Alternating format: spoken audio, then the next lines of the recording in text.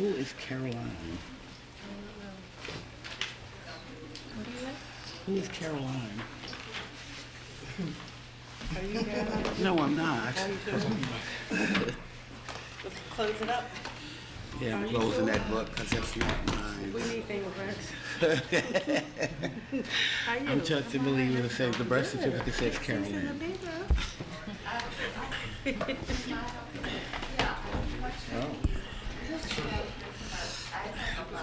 This is a different conversation.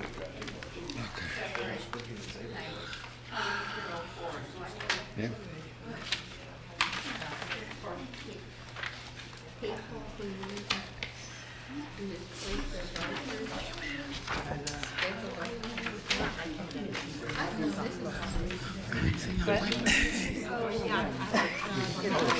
Yellow.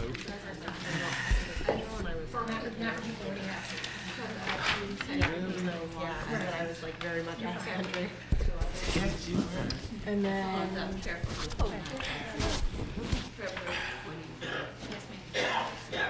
Okay, welcome everyone.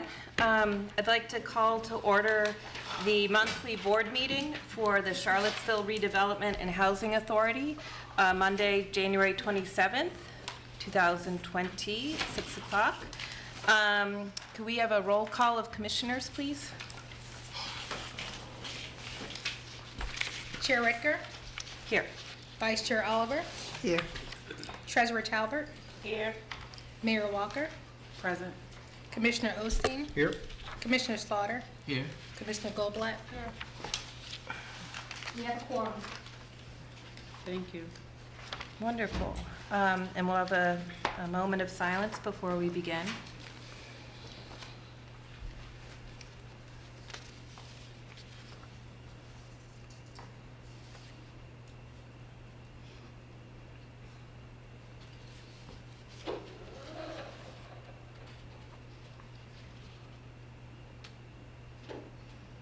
Okay, thank you all. I'll start out with just some meeting dates, and then if anyone has any general announcements that they'd like to share while everyone is young in the meeting, instead of at 8:30 when we're all leaving the meeting. It's a good time to share any important dates.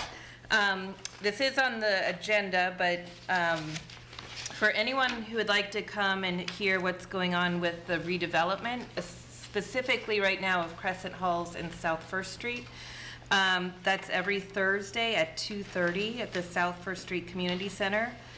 And then there's a safety committee meeting at noon, West Haven, Thursday, January 30th. The next resident service meeting will be Thursday, February 13th. At 1 p.m. at West Haven. The maintenance committee meeting just met last week. Yeah, and we haven't set a new date. Okay, we haven't set a new date. There's a potential date here, but we'll get back to you with the next date for the maintenance committee. And then this board's going to have a work session on Thursday, February 13th at 6 p.m. at South First Street Community Center to talk about the budget, the upcoming budget, with our financial consultants in town. And then our next meeting here will be February 24th. Can I make a couple comments on those? Yes. So the maintenance committee meeting that is written down here, that is the date that I had suggested that I was trying to get some feedback on that I haven't heard. But if anybody's got any feedback on that date, I would appreciate it. But the redevelopment committee meeting is not on Thursday this you're week. right. It's on Tuesday. You're right. I'm sorry. Thank you. Yep. And it's earlier, like 12 to 2 on Tuesday, tomorrow. Yep. So the redevelopment meeting for this week is not happening this Thursday. It's actually tomorrow from 12 to 2. But typically it would happen on the Thursdays. Are there any other announcements just for the general public or that residents might want to know about? Okay. So we'll open up for public comments.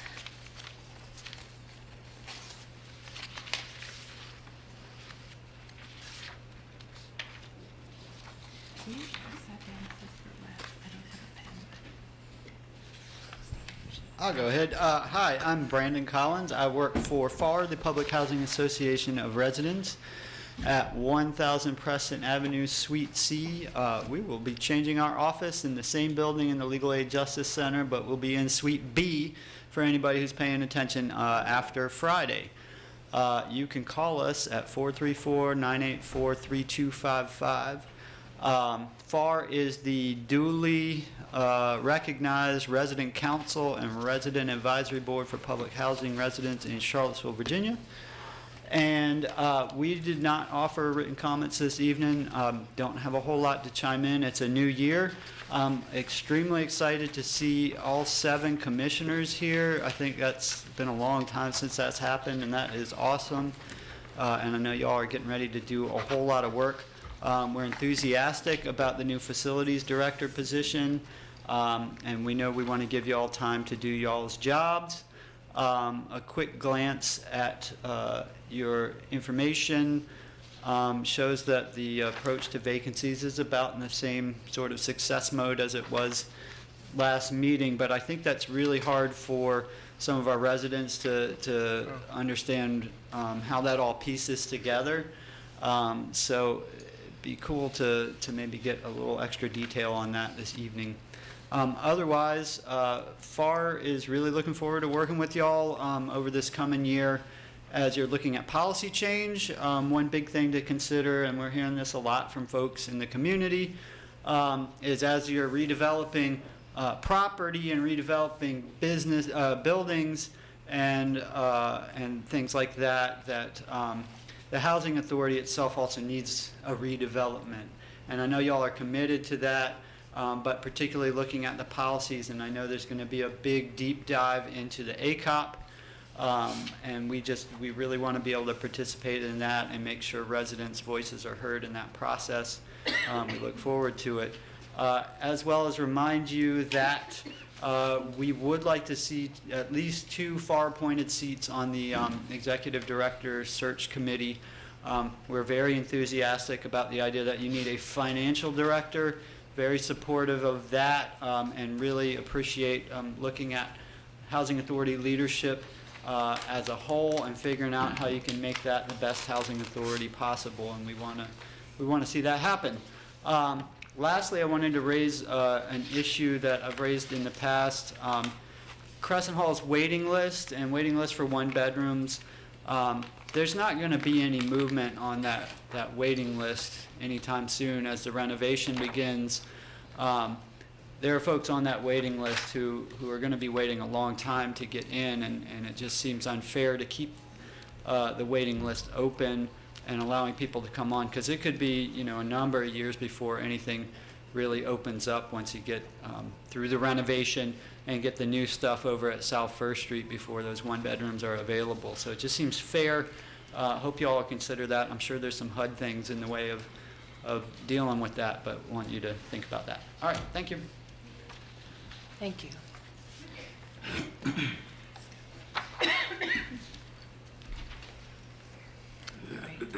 All right. Other public comments? Okay. We'll have another chance for public comments. Sorry. Oh, I'm sorry. Come right ahead, Ms. Wilcox.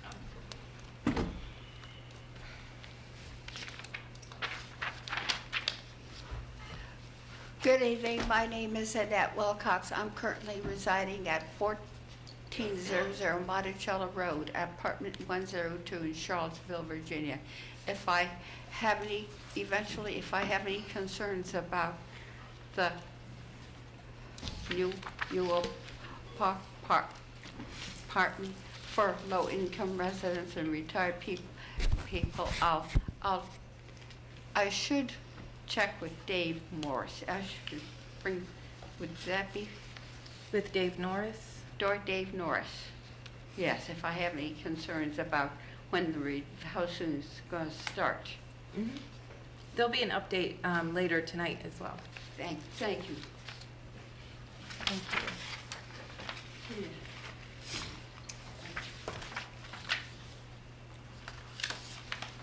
Okay, anyone else at this time?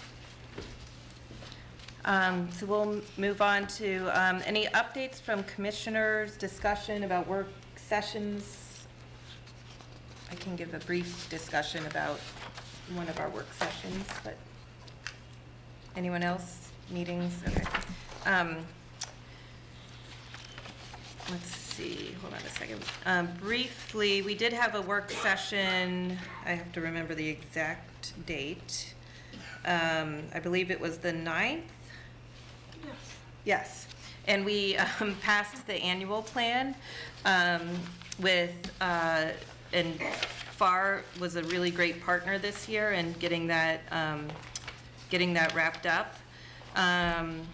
We talked about needing, I'm just going to mention what we discussed, but we discussed needing to get some meetings in place with the police department to review what we've been discussing for a few years, whether or not there is an MOU, and if there isn't, we need to move ahead with one. We talked about staffing, and I'm not sure when in the agenda, but the board's going to be talking about staffing 3 new positions in a sort of leadership role. So a finance director. We haven't had a finance director, and we've been consulting out for about 4 years for that work. We'd like to get one in-house that we can actually see day to day and work with, and kind of double check the going in and out of all the procurement.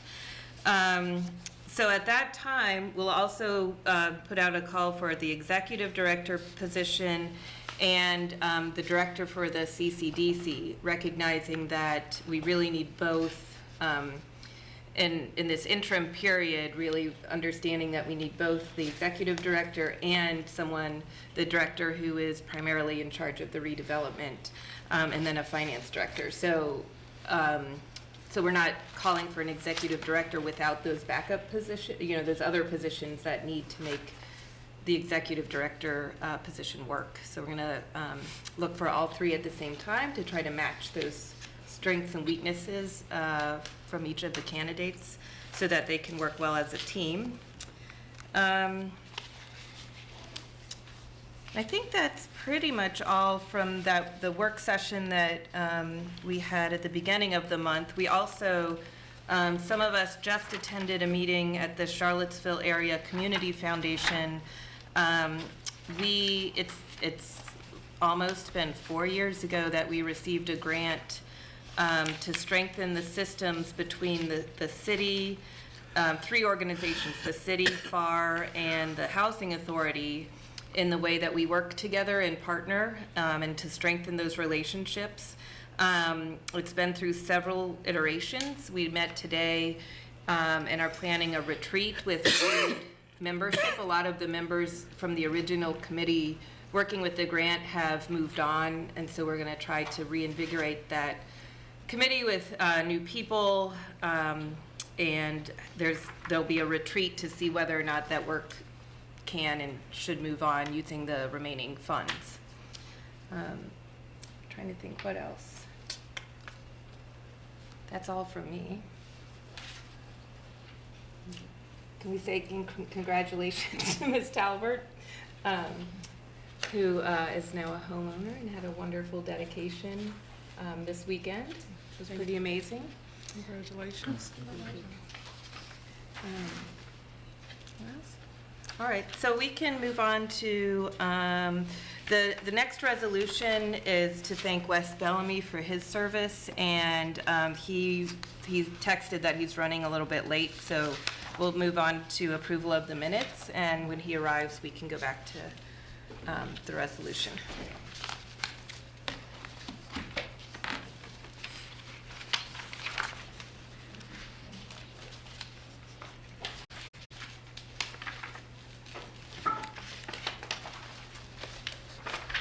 We may also bump up having Cornelius talk because he's able to come sooner. So- Okay.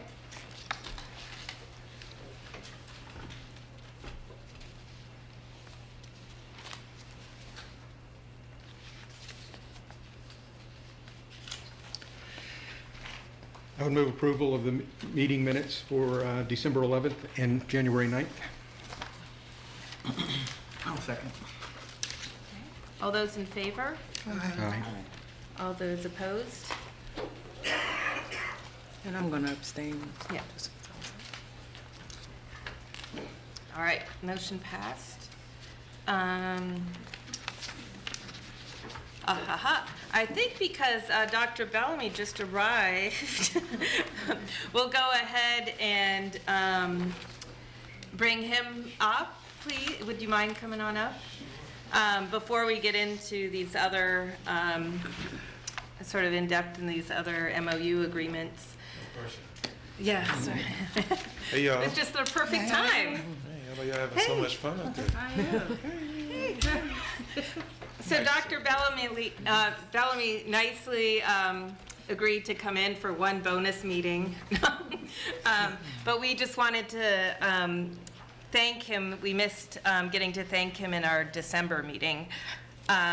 So we have a resolution we'd like to read for him and just thank him for all of his service. So this is the CRHA resolution number 1405, a resolution recognizing the dedication and effort of Dr. Wes Bellamy and his service to the residents of the HCV and CSRA program participants, the Charlottesville Redevelopment and Housing Authority during his tenure on the CRHA Board of Commissioners. Dr. Bellamy was appointed to serve the CRHA community as a commissioner beginning in January 2016. During his tenure on the CRHA board, Dr. Bellamy has worked diligently to represent the needs of CRHA residents while ensuring the ongoing health and well-being of the agency. And Dr. Bellamy's commitment to a resident-centric approach to the management of CRHA demonstrates the fundamental values of public service and true asset-based community leadership. And whereas the Board of Commissioners of the Charlottesville Redevelopment and Housing Authority wishes to express its appreciation for the admirable work that Dr. Bellamy has done on behalf of the CRHA community over these past 4 years, as he has sought to redefine our agency through partnerships with residents, FAR, the City of Charlottesville, HUD, and numerous supporters and stakeholders. Therefore, be it resolved and known by all that, with much gratitude, the Board of Commissioners of the Charlottesville Redevelopment and Housing Authority do hereby recognize and formally commend Dr. Wes Bellamy for his admirable efforts exercised on behalf of the residents of the CRHA, thus benefiting not only those directly served, but the greater Charlottesville community as a whole. Thank you. I appreciate that. Thank you. So we,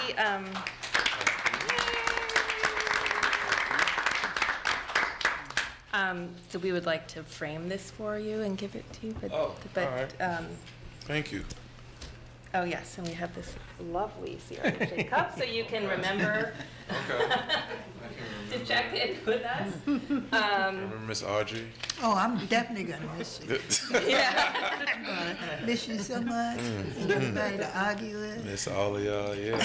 Yeah, and you've been awesome. I was remembering I mean, even things you did on behalf of residents outside of the board, but the race you started around all the sites was Yeah. pretty amazing. Some of the,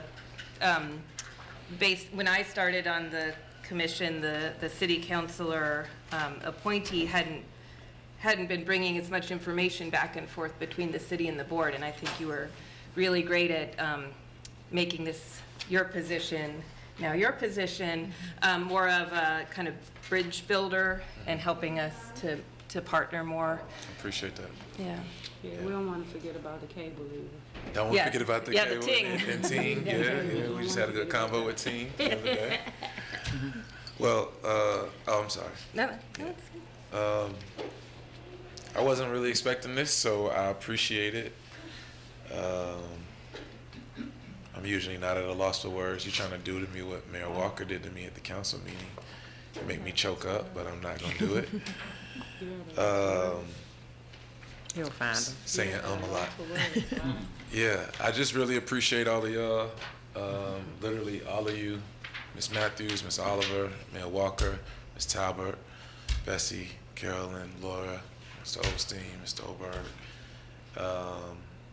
all the people at FAR, Brandon and David, and Miss Kelly, and I just really, really appreciate y'all.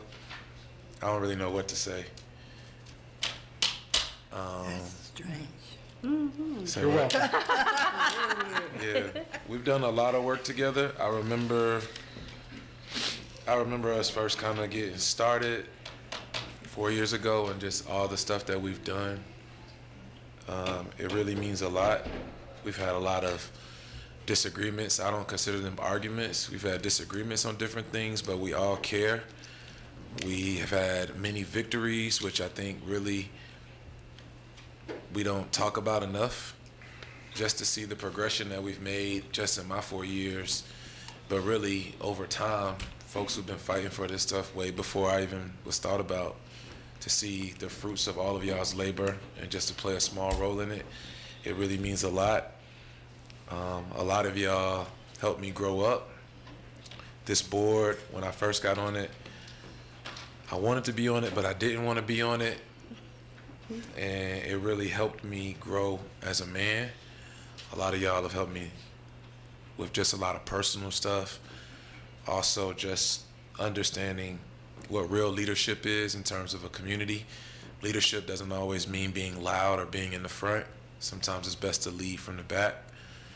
Sometimes it's best to just offer your word or two. Sometimes you can do things for people and you don't have to talk about it, you just do it. And I learned a lot of that from y'all. I learned a lot from our residents about just welcoming me into neighborhoods where I'm not from. I'm not from here, but I'm from here, if that makes sense. And I have a lot of fond memories of this board.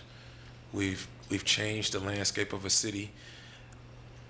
I share this part a lot, but I remember being on a panel with former Delegate Toscano and him talking about how they started talking about public housing redevelopment in 1991 when he was mayor, and all the things that they were saying. I read the minutes from those meetings and all the stuff they were saying, but in our tenure, we did it. We didn't talk about it.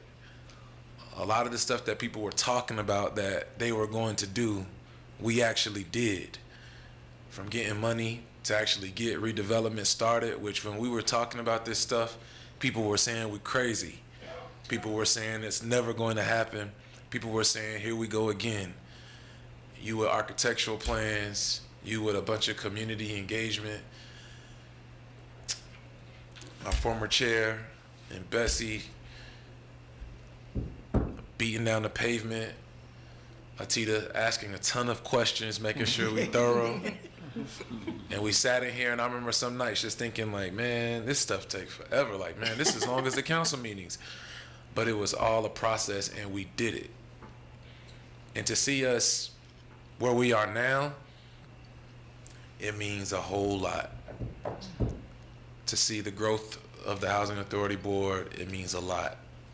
For us to see everybody going down to Hampton earlier last year, and that's being recognized for the work that the Housing Authority is doing means a lot. To seeing the new policies, to seeing the new programs, to seeing just the change, and knowing that we're really about to break ground soon means a lot. And this ain't like a West thing, it's just all of our thing, and I'm just really glad to play a role in it. And I'm really glad that y'all supported me through some really tough times and supported me through some really good times. So y'all keep doing the work, and if you ever need me, I'm here. Appreciate you. Thank you. Thank you.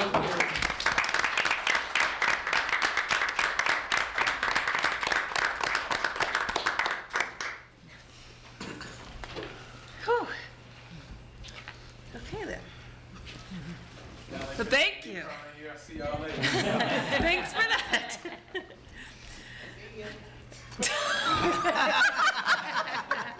See ya. Okay, so now we have the review of memo of understanding with Veep, and is that something Claudette Yeah, was I gonna think talk? we have a gentleman here who's gonna Okay. present to the board. Hold on, let us get to this page. Good evening, Commissioners. My name is Chris Meyer. I'm the Executive Director of the Local Energy Alliance Program. I've been working with Claudette from CRHA to hammer out kind of this memorandum of understanding or agreement, which would then help reduce, hopefully, the backlog on your rental voucher, the list of the rental vouchers, and increase the acceptance among more landlords here in the city of Charlottesville. Mr. Myers, can you speak into the microphone so we can all hear you clearly? Okay, sorry, is this a little bit better? Thank you. So the idea of the VEAP, or the Rental Voucher Energy Efficiency Incentive Program, is to reduce the amount of people on your voucher list who are not being accepted, and basically increase the amount of landlords that are accepting the vouchers. Don't know if you have questions. Do you want me to go into more detail about this? Sorry, I was... Is VEAP an acronym, or what exactly? Sorry, LEAP is the Local Energy Alliance Program. We are a local nonprofit based here in Charlottesville that does more weatherization and energy efficiency work. And then I guess VEAP adds voucher It's to the beginning of it, right? yeah, it's the rental voucher and energy efficiency incentive pilot. The acronym's not a true acronym. We tried to be maybe a little cheeky with it, but a little more interesting too. So in reading over the MOU, I had a question. So I think that the goals here are really great, but I was wondering, there's nothing in here about what would happen if someone who has a voucher gets into a unit and discovers that actually it's that things are no longer as energy efficient, or that things have changed. Is there some sort of a mechanism, either in this MOU or in your processes, so that as technology changes, as things become increasingly energy efficient, that there's a way for people who are living in units either to report that, the landlord is allowing this property to fall out of compliance, or to bring in improvements to units where landlords are open to it? Right. So CRHA would have the responsibility of certifying the property using their normal protocols each year, again, around rental vouchers. If there was an issue that were to come up, they could either, I guess, make a complaint to CRHA, which could pass it to LEAP, or directly to LEAP, who would then go and verify the problem. The idea is that any benefit of the energy efficiency improvements that are made do accrue to that, and again, in that case, if for some reason there was a problem with the utility bill, they switched it, I don't know, we're paying it before, they're not feeling like there was that reduction in their rent or utility bill, and then now the landlord's capturing it, that would then, run afoul of the agreement. So, I'm sorry, you done? Now, I do not have CRHA necessarily as being the organization that would be responsible for fixing that problem. That would fall on LEAP's part of the agreement, which is a much longer contract that also NDS has revised and will make us implement. Okay. So I guess my question would be, is VEAP working on the housing authority, on the end of the housing authority, or private landlord? Because it says rental units, right? So can you explain the process to me? Because that's what I'm not understanding. How you all are getting to get an understanding of energy that's changing in private landlord rental homes. Right. How are you doing that if it's a private landlord? Right. So LEAP on behalf of the city already does low-income weatherization work, where we will go in and assess a house to understand what's happening with equipment, the levels of insulation, where there might be air leakages, et cetera, everything that might impact a utility bill. Okay? So we do that assessment, and if you own your house, we might have resources from the city of Charlottesville, Dominion Utility, and other sources that we would then use to make those improvements.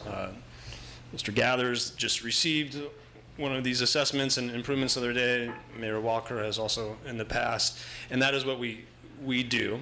Now, what we're trying to do now is expand it to also help renters by, again, doing deals with landlords. So we would do our normal process where we would do assessment and, again, understand where we can generate more energy efficiency savings. We are in control of doing that assessment and that project work, contracting all that work, either doing it ourselves or subcontracting it out. CRHA is responsible for, again, managing the rental voucher and then bringing that, ensuring that it meets all the rental voucher qualifications. So we basically hold energy efficiency improvements and ensuring that happens, and that, again, the utility benefit would be accruing, and doing, again, the property management, or you might say the quality assurance on that, if that makes sense, using our normal processes. We do about at least 100 houses a year. So what happens if the private landlord does not agree with you coming in assessing their utilities? What happens then? So this only works if they volunteer to participate in it. So we are not, unfortunately, this is not where a renter can request this specific program. This is where a landlord opts in, says, all right, maybe my furnace or my HVAC system is broken.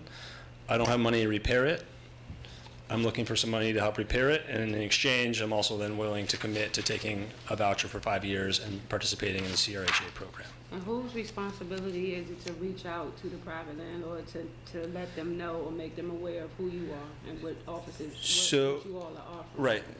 In here, and I think it discusses that, is LEAP and potentially CRHA if they want to, but and with another partner, the Charlottesville Climate Collaborative, we're responsible for marketing and promoting the program. And so we've already received some, sorry, Chair. Oh, no, I was going to say, I believe Ms. Green had a last minute, she's not going to be able to be with us this evening, and I think she was going to help explain some of this, because you two have been working together. Right, so this all came out of the Housing Advisory Committee multiple months ago. LEAP had excess funds. We did not have a program necessarily that benefited renters.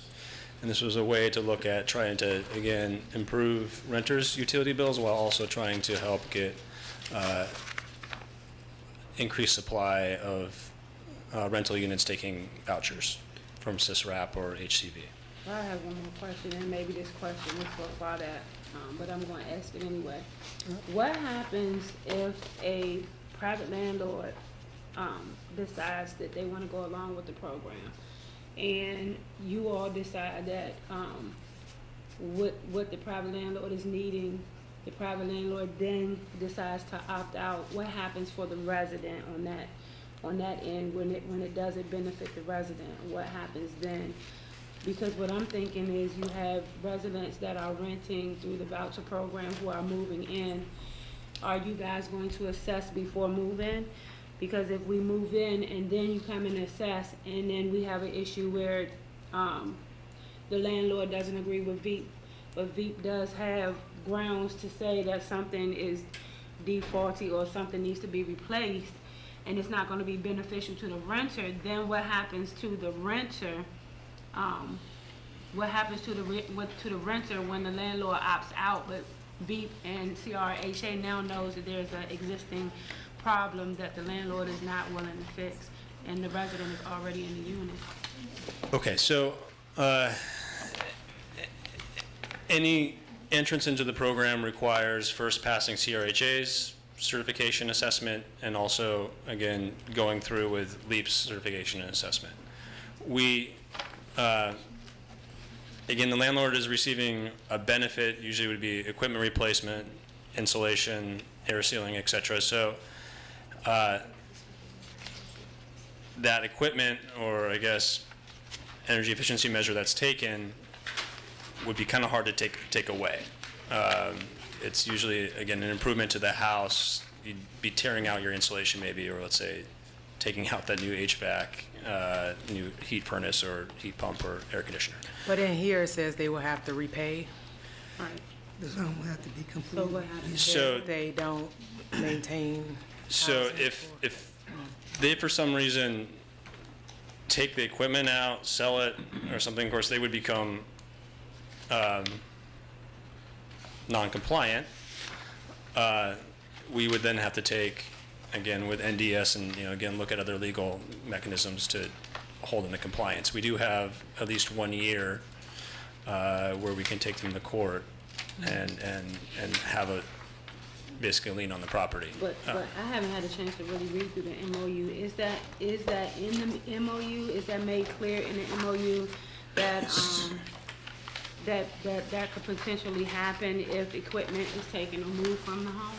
So there was a lengthy review of this by the council, which is related to the exact NDS contract I have that goes into, again, what happens if there is noncompliance by a landlord. That was approved by council and is, again, energy efficiency related types of things fall under LEAP's responsibility. Everything that has to do with a normal rental voucher falls under CRHA's, right? So in as much CRHA would not be held liable or be administratively responsible for trying to fix a problem that might have to do with, again, a failure of a landlord regarding the energy efficiency upgrade or improvement. It's that, sorry. So Answer you're that question. expecting the landlords that sign on to participate for a minimum of 5 years? That is what we're requesting, yes. And you are gonna, hopefully, the goal is at least 10 landlords. That is the goal, yes. And the only thing. Or 10 new units, sorry. Excuse me. And the dollar amount per, is that based on? It's supposed to be an the average of services $5,000. Some might be a little less, some might be a little more in the value of the improvements they receive.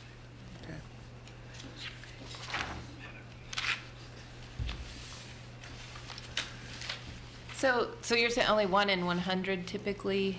You're saying usually 100 a year, you were saying, and there's only been 1 in 100 that you've had some. So we do different levels of improvements on about, well, at least 100 households a year. If you count all our multifamily work, it gets up into the thousands. Oh, wow. I mean, it can be as little as changing a 60-watt light bulb. It can be as much as replacing a whole HVAC system and overseeing all the insulation and air sealing, et cetera.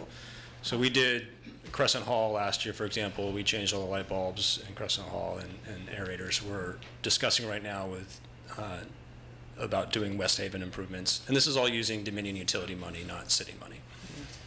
Okay, great. I just meant to say, and you were saying only maybe 1 in 100 has had any problem with following up. So this is normally, again, what we're delivering though is there's no there's not a benefit being delivered or it's indirectly delivered anyways to the landlord. So we don't have to deal with, I guess, that problem of ensuring a benefit is being transferred, or it's, again, the contract is with the utility company or the city and we make sure we make the improvements, and then, again, it's the household, either the renter or the owner that's enjoying the improvement. Could you give us a little more, excuse me, a little more definition or explanation on the loan will be forgiven and for after the term of commitment to accept rental vouchers ends? So, right, the landlord receives an improvement, which is valued at between $500 and $7,500, maybe. Again, it depends. They're committing for 5 years. If after that 5 years, they are then not responsible for having a voucher or accepting a voucher. We are ideally they continue because they've been, again, have a good experience and realize the benefits, but we're not holding them accountable to that past 5 years. 5 years is including, let's say I move in with a voucher for 1 year, move out, and then somebody else move in with a voucher. That's for the term of 5 years. It doesn't matter how many residents move in and out of the residence with the voucher. It's that you're accepting a voucher for 5 years. It can be 3 different people, one person, and again, it's just you're accepting the vouchers for 5 years. And it says if a tenant moves out, that the property owner is responsible for notifying the program administrator while seeking another tenant with a rental voucher. Correct. So the goal is that, of course, CRHA will also notice that they're not paying this voucher to the landlord anymore, and would have also a checkbox by them that they're participating in this program, that thus they're supposed to continue to take it. We will also be checking in every year as part of our due diligence and reporting to the city with CRHA about, again, if they're accepting the vouchers or not. You referenced having done a little bit of work at Crescent Halls. Have you done assessments of any of our other units? How would we initiate? My understanding is that we've gone through most of your units previously with different types of programs we've had. And the one that every year some of the utility program changes and what we can do, and now we can do a different utility program. That's why West Haven's teed up. So. I would think, as we look at our redevelopment plans, I think this would be an excellent opportunity for what we've identified as the parallel track. So Madison, Nicky, and Riverview are going to be projects that, we have long-term plans on them, but we're not really going to be doing real aggressive development. So any kind of weatherization and things would be absolutely perfect for those projects. Is there some way we could have that discussion? They're relatively similar units, so it could be a pretty quick assessment. Would get a scope of the issue, I think. Yeah, no, definitely. I'm a little new to this position. I've been here in Ned Pun, so I don't know all the history of what we've done. Yeah, well, that would be a good first step. But I know it's in our incentive and desire to do as many units as possible because that's what we're in business to do. Sure. And to collaborate. So once we get done with West Haven, I'm sure we can have another conversation about what other multifamily we can do. Thanks. Great, thank you. Did we need to make any decision, or we're just We just wanted to see if share the information? the board was, wanted to move for us to go ahead and go forward I'm not with this. prepared to make a decision. My understanding this is a review. Yeah. So I guess, again, if there was more concerns, Claudette might be able to answer some more questions. Yeah, unfortunately, Claudette had a medical emergency and she's doing okay now, but she just wanted to send her regrets. Okay, so we can follow up with Claudette and let her know.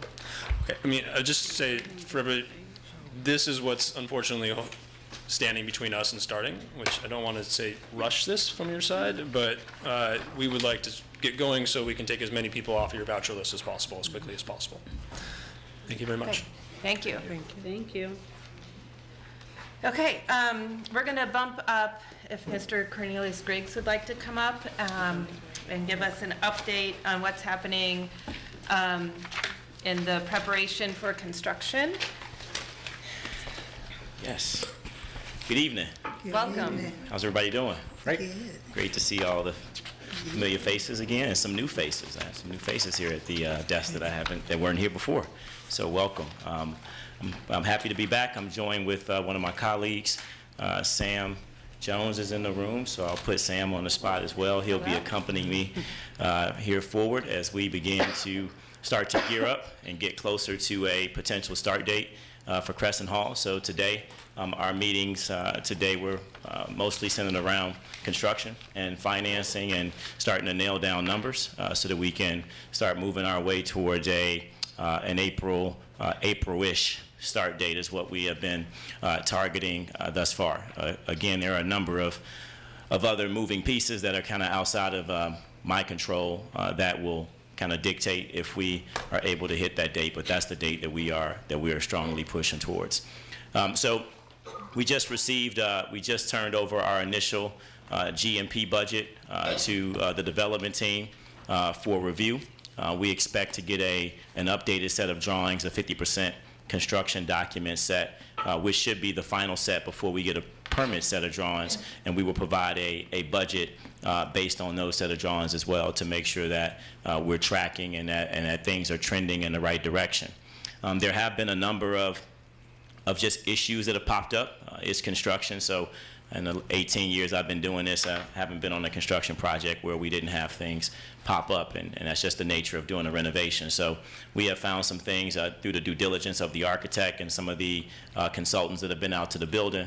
We found and ran into some issues that we are now trying to address from a budget perspective that have to be included in the budget to make sure that when we're done with this project, it's sustainable for not just the next 5 or 10 years, but for the next 40 or 50 years. So the architect and the consultants and the developer are working on those. We're providing pricing feedback to support that, to support that effort. Sam is working on putting together a mock-up unit for the tenants, so that's extremely important for us.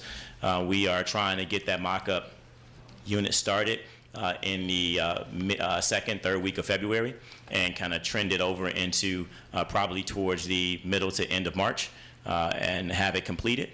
We're going to be presenting, or last month I should say, we presented cabinet options and finished options to the tenants for them to walk through and review. Tomorrow we're going to be presenting those again, but this time in a format that is based on selections. So we will have kind of color options, and we brought in an interior designer to kind of help with those, with that presentation. So they'll be at the Tenant Association meeting, which is tomorrow at 3 o'clock.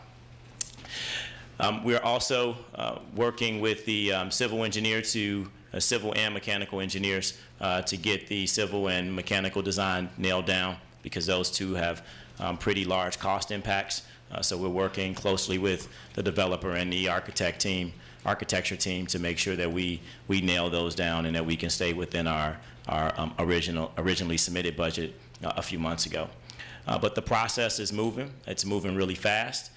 We're excited about it, and the residents are getting excited about it as well. And we've started to engage with a number of local contractors.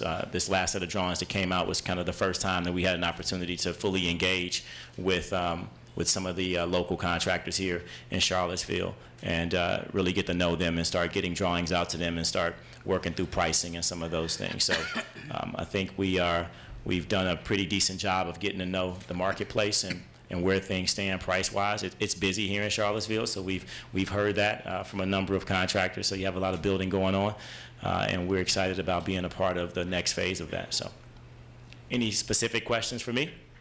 I have some. Yes. I was interested when you talked about color options. What kind of options is a resident going to have? So we've put in front of them probably about 4 or 5 different cabinet color options, flooring options, countertop options. We went with a dark oak, a pine, a kind of like a more modern grayish color. And are they going to be able to pick that per unit, or they have to vote on one? Well, yeah, we won't. I don't think we'll have the luxury to give everybody their own personal pick, but they will vote on it, and we will go with one option. So the idea at this point is to put the options in front of them tomorrow. We're going to have 3 color options that kind of tie together and contrast different cabinets with floors, with wall paint, and then we're going to, whichever one comes out of that meeting is the one we're going to mock the unit up to. Right. And then at that point, the residents can walk through, view a mock-up, see what it looks like, and say, hey, we like this selection we made, or no, we don't like this selection, and we'd rather go with that one, and then we will follow up with a different mock-up to represent that pick. So I'm very surprised that you don't have 50% drawings yet with April start. We have parties. You should come sit in some of these meetings that we're in. we have parties on our side of the table. The fire department, facility director. We have people that need to see those drawings. Should I be pressuring you, the architect, the developer? Yeah, definitely not me. I have no control, unfortunately, in this particular process because we're not the design builder. Right. We're just the builder. So I have no control on how fast those documents get to me. The only thing I can control is how fast I respond to them with pricing once I receive them. We have kind of pushed back a bit on how many iterations of pricing we put out there because we just have not. This last set of documents that came out in December was kind of the first set of documents that we were really able to put a really solid price to because it was the first set of true documents. Up until that point, it was kind of everybody's idea of what they wanted, right? So your idea and my idea we may say, yes, we want cabinets, and we agree that we want cabinets, but my idea of a nice set of cabinets may be different than your idea of a nice set of cabinets. But if I'm the person doing the pricing, then I may put a number in the budget that's representative of what I thought, and then you, the architect, go back and design something that doesn't fit within that number. So I think that's what we ran into, moving from conceptual into this last iteration of the budget that we provided. But now I think we know where we are. We know where the surprises are, at least to the extent of the documents we have. We have not received at this point any civil drawing. So to your point, we're moving into a set of drawings that's going to be delivered to us on Monday that are supposed to be a 50% pricing set, but they won't have any civil landscaping or any of those things attached to it. So that's another example of what's considered a pricing set, right? What what the developer or someone may tell me is a pricing set may not necessarily be a full pricing set because it doesn't have all of those pieces to it. But our job is to just work within the process, work with the information we're given, try to provide the most honest feedback that we possibly can, and try to make sure that the number is where it needs to be protected and that we can do the job for it. I'll tell you that it doesn't always win me fanfare in the beginning because, folks always want to see the low number, right? And sometimes it's the low number, but what is it based on? And then once the documents come out, we finally get a gut check. So I try to make sure that we're being honest up front with what we anticipate that cost will be so that when we pass it over to the developer, we're not seeing these big fluctuations in pricing because that doesn't do anybody any good. You have to be able to budget around a certain number, so. What about South First Street? So we've heard a lot about Crescent Hall. Yeah, that's because South First Street is easy. And when I say easy, I mean it's new construction, right? And it's new construction, wood frame structure. Things are moving along perfectly fine there. We expect to have a GMP pricing by the mid to end of February. All signs are pushing towards an April start on Crescent Hall. Again, we will have all of our ducks in a row. The developer and team still have to close, and they have to do their due diligence on their end to make sure that they're ready to close and that the funding's secure and all that kind of stuff. But assuming all that goes well, from our standpoint, we're kind of the pedal is to the metal on South First Street, and that's just because it's a more straightforward project. I mean, everything is going to be new. There's no surprises. I mean, it's pretty straightforward. Crescent Hall, though, like most buildings of that age, it has a lot of bodies buried in it. No pun intended, but Oh no. I'm sorry. So my question is, so you talked about the 40 to 50 year budget issues. Obviously, it's of great importance, but you're talking about starting to build in April. So how much of a slowed or stopped process might that cause in the future for building? That's a great question. So we wouldn't start.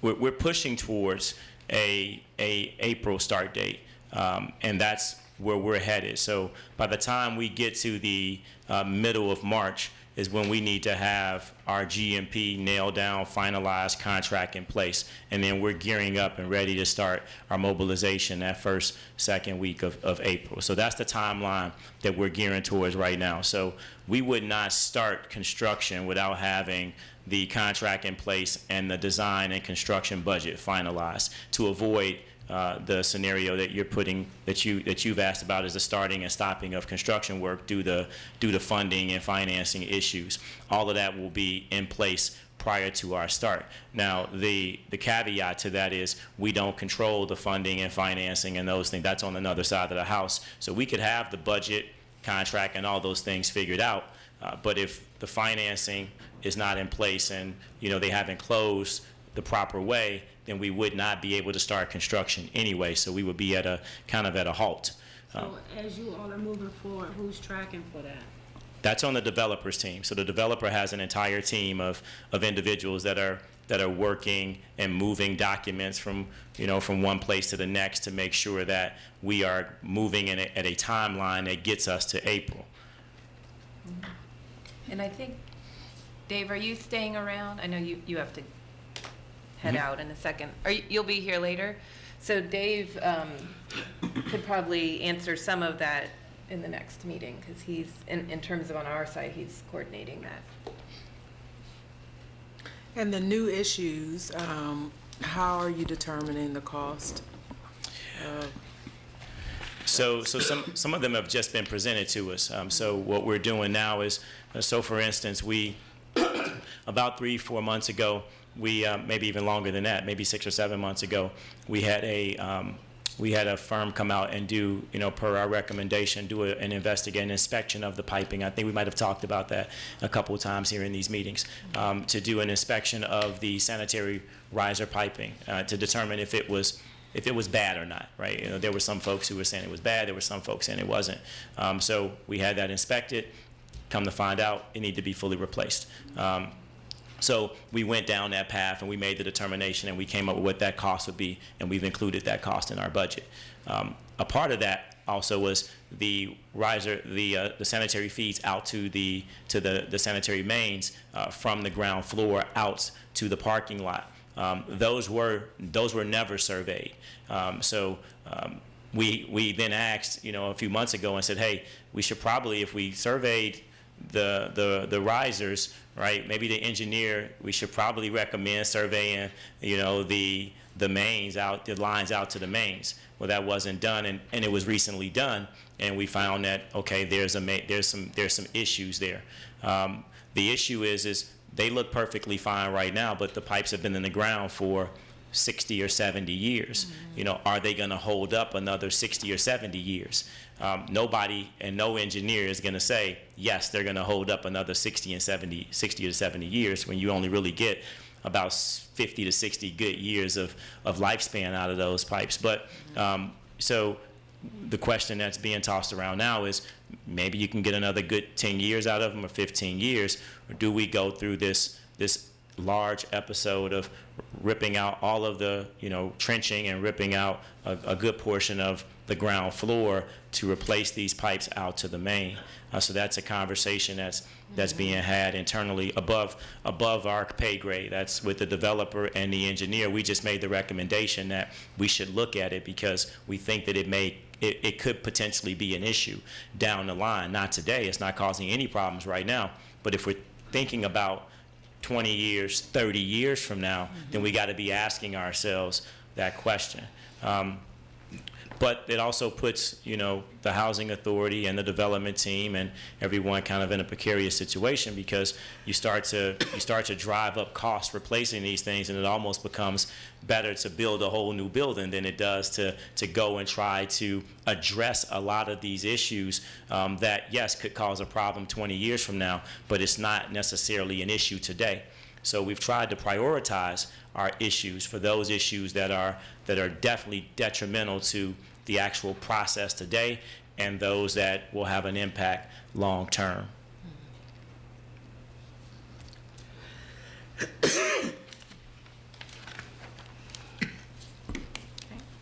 Any other questions? All right. Awesome. Well, thank you for your time. It was great seeing you, and I'll see some of you at the redevelopment committee meeting tomorrow. Thank you. Thank you. Okay, let me figure out where we were.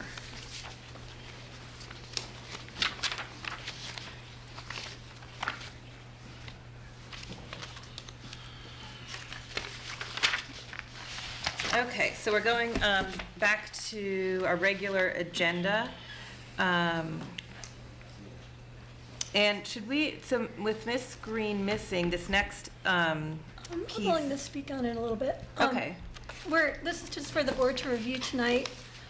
Ms. Green has been working hard and visiting many offices to increase the options available to residents with vouchers, the geographic range versus just within the city limits. A lot of individuals get their voucher and have a really hard time finding a place.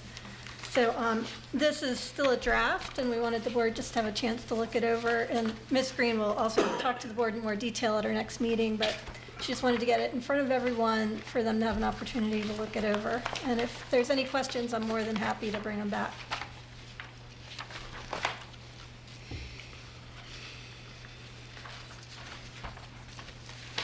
And this memorandum would be with Albemarle, Fluvanna, Nelson, the Region 10 Community Service Board, and Skyline Community Action Partnership.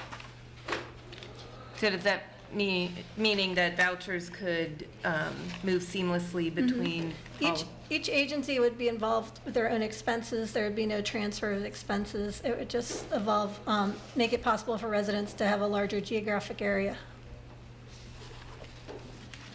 It seems like a good idea. As I said before, just wanted to get this in front of the board, give them a chance to review it. Okay. All right, any questions on that now?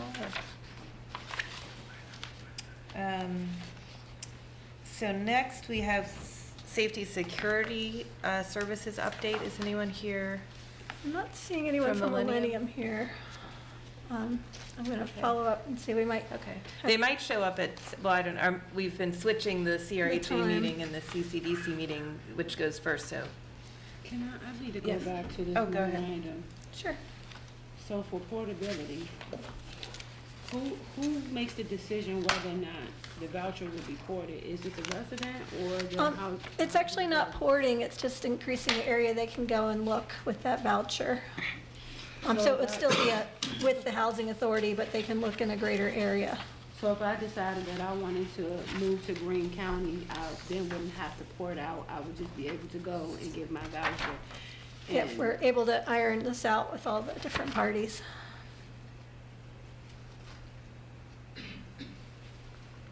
Okay. Thank you. Sure. And Ms. Green wanted to encourage people, if they have questions, also to reach out to her, because they're still fine tuning this. All right, thank you. So we're down to committee reports, and who would like to give the Resident Service Committee report? We have minutes here in our packets. And I would ask Ms. Green again. Or Ms., I didn't know if Ms. Johnson wanted to speak on that also. No. No. It says you were at the meeting.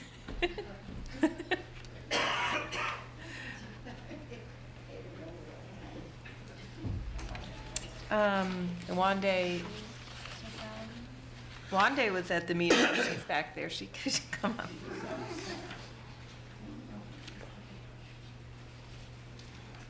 It's a shame that I can't remember. That's, I can do that. You want the minutes? Thank Yeah. Thank you. I don't know what I do that. Apologize, y'all. My name is Joy Johnson, and I'm one of the co-chair of the Resident Services meeting. We met on January the 9th.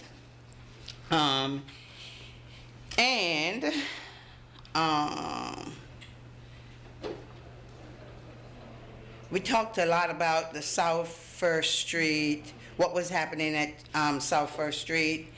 The issue of safety and crime is coming up on each side, especially South First Street.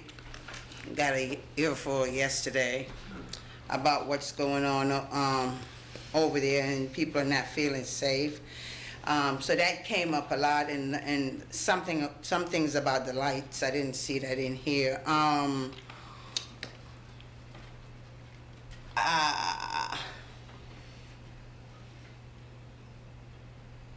Okay. All right, I think I'm back now. So Lieutenant Nix was at the meeting, and we talked a lot about the fact that Housing Authority does not have an agreement with the police department. And I'm hearing that the chief of police saying they will not sign an MOU with CRHA, which that is a problem. And so that was, there is supposed to be a safety committee, but I think this is even bigger than being in the safety committee, because this is two agencies working together. So that was Lieutenant Nick said he just got switched to that department, and he was gonna kind of look into it. But I felt like that's something else that we need, the Housing Authority need to like figure out what's going on. 'Cause we've been asking for this MOU now for about 2 years. For some reason, nobody can find the MOU in the city. I think one was given to the police chief, and she basically said in the meeting that we were at was that some of that stuff was a landlord thing, and some of it was also for CPD. But it just dropped. I don't know where it is, haven't done any follow-up. And so that's kind of that's kind of what we talked about. People were like, wanted to know what's going on and why. Because but what Lieutenant Nick said was that there are some people who doesn't want to see the police in the community, and they speak out against that, and I'm like, we can't, there's some people who don't want it, but there are other people who are saying that they don't feel safe, and so it's what's about the community. The cameras came up too about them that the cameras is at the entrance of 8th and Hardy and Page and Hardy, but nobody was aware of it. They took them down. They took them down? Yeah. Oh, okay. All right. So that was one issue. And what we're going to do next month, Ms. Karen Waters-Wicks is going to come back and do a strategic planning so that we can get topics for the rest of the year, so that we can like have a specific topic to talk about. The next meeting will be, I don't see it on here, but it's the fourth, it's the second Thursday of every month. February 13th. Yeah, February 13th Well, at you West have Haven. 2 dates on our report. It's the 13th on Okay, I see it in the here. newsletter. On the newsletter, it has the 9th. Right, and 1 o'clock at West Haven, January. so this will be the last meeting at West Haven, and then it will move No, to that was Crescent Halls January. the following month. So February, we will meet in West Haven, and then March, April, and May, we will meet at Crescent Halls. But I did want to put on your radar that the MOU is very, very, very important, and whatever the board can do to start that dialogue again, it will be very, very helpful. And Ms. Oliver was in the meeting with me when we were trying to figure out why is it that nothing is really happening. Yeah, I was trying to remember, we met with the chief of police when she was pretty new. Right. It was when she first came on. Yeah, Right. I mean, like the whole board, but I Right. don't think that we've done that since. Nothing has so- happened, but I did hear from someone that they won't be signing one, and if that is true, and you hear what I'm saying, if it is true, then I think that is a serious problem. Well, I can follow up and report back. Yeah, that would be great. Yeah, and if she's open to meeting with us. Yeah, and I that- can send an email would be and great. try to set up a. Yeah, and Lieutenant Nick said he will be the representative coming to the resident services meeting. So, I attended some of the meetings that we did have with her, with the Millennium, at least one that we Oh, did right, have with yep. her in Millennium. And we did talk about the MOU, and at that point, they couldn't find the MOU, there was none. So we talked about, meeting again and trying to straighten this out. I really think that something needs to happen with the city. The police department on our properties, they come when they feel like coming. I know that they've been to one particular unit on South First Street at least 4 times since Christmas, with guns and the rest. That's really a concern for me and my neighbors. They do the same thing at West Haven. They've been in units that, wherever they feel like they want to tackle, they will when they want to, but I just think there needs to be an understanding of what's going on with them. When you put cameras at West Haven, at every entrance at West Haven, they're not on the property, but they're facing West Haven. You have one on Albemarle Street, you had one on Page Street, and there was one on 10th Street, and all of them are facing into the entrance of West Haven. What's the reason for that? And then when people complain about it, all of a sudden the cameras come down. Did they come down and go to other neighborhoods? What's going on? I feel like, we need a clear understanding of what's going on with the police department and public housing. Yeah, So I can- and one, go ahead, I'm sorry. Just a little bit of information I know, because we are still asking questions too. So the cameras are down, but they are not at a new location that we've been made aware of. But they were removed in response to the complaints. And so that's one thing that was brought up at the last council meeting is, you know, whether you want, like you're saying, some individuals have requested something to happen and others are saying no. What the chief told us was that the cameras were put up in response to data received by the police department. So calls, shot fired, and it was in direct response to those things. So to attempt to not have, I guess, the officers always present, but if something occurred, they would be able to see if individuals, you know, were leaving, you know, the property. But that's happening on all our property. I understand. I mean, it wasn't something that council was privy to. I I've get said that, but- and that we voted on or anything like that. It was a response that, and apparently this is not just under this police chief. These cameras have been up and operational before her. So the locations have changed, but they have been up. So again, we're still trying to, or at least I am asking questions, trying to, you know, piece together the whole, you know, story. But I think that we are hearing a lot of conflicting information. It's not something I would necessarily vote on. I think other people would vote for it, but we're hearing some people say cameras, we're hearing some people say no So, cameras. you know, this have came up several times in our resident services meeting about cameras, and we supported Crescent Halls because Crescent Halls did ask for camera.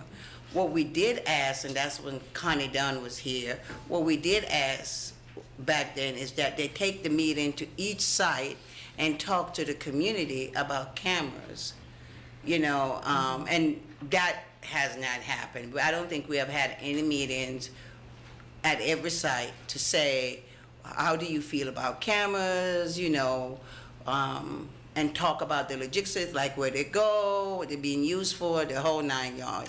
So that dropped when Connie Dunn was here.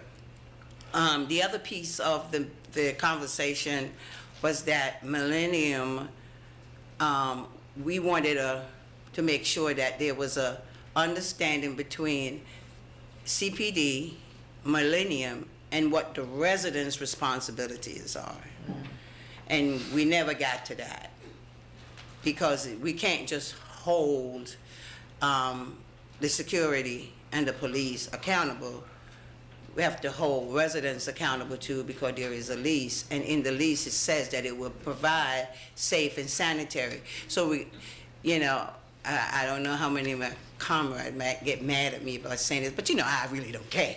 But it's the housing authority call. Yes, it is. It's the housing It authority is. call. It is. And, you know, if you have people, and, you know, I got a earful from a lot of people yesterday. I got a earful a lot of time, but yesterday it was more, for me, kind of devastating because people are saying, what are y'all going to do? Wait till somebody get killed in that circle, right? It seemed like there is something happening there, and I don't know what, I don't live there, but, you know, and I'm also hearing it at some other site too. So, but the regulation says 24 CFR says that the housing authority is to provide a safe and sanitary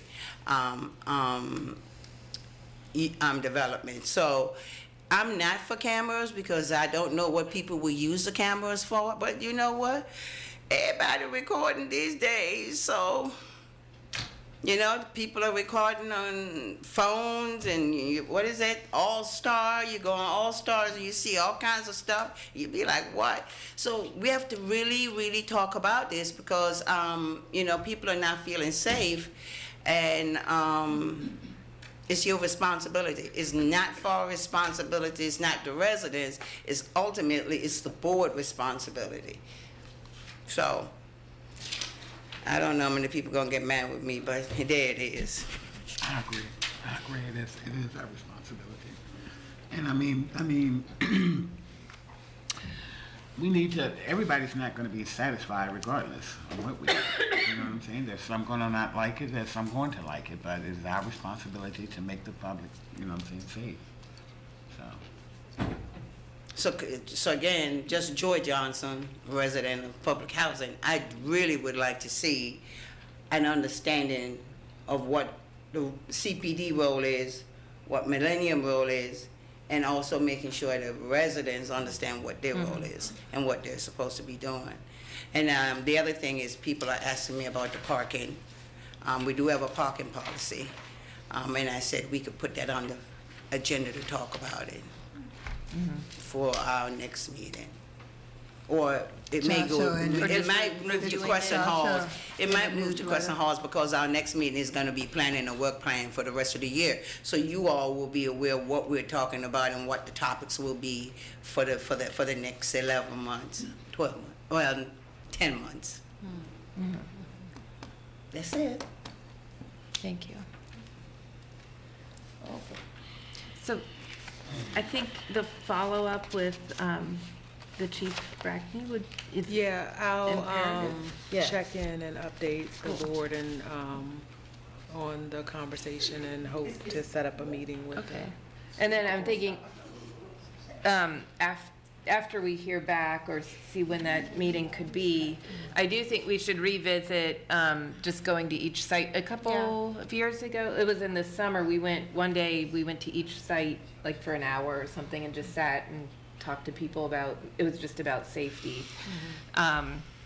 So maybe we can revisit that and talk about cameras, hear from we had 2 police officers with us that day that we did it.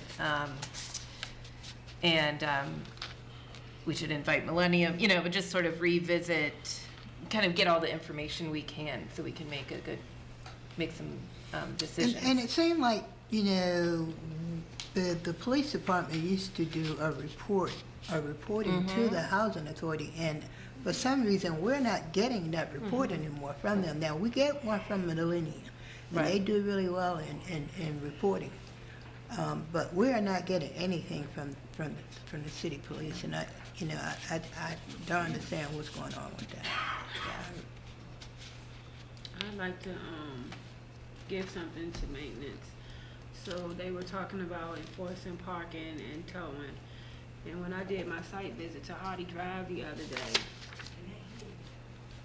I was just saying that I just wanted to give something to maintenance. I did my site visit at Hardy Drive the other day, and in reference to parking, I don't even know how the residents are parking because the lines are not clearly marked in the parking lots. I mean, there are no parking lines that's distinct enough to say I'm supposed to be directly in this line or that line, so forth and so on. So I would like to see maintenance go out and survey and see how many of those lines that need to be replaced so that they can even park in adequate spaces, because it's to the point where people just pulling up because it's just not a clear indication where you're supposed to be. That's a good point. Should we move on to the maintenance committee, or do you want to, any more about safety at this moment?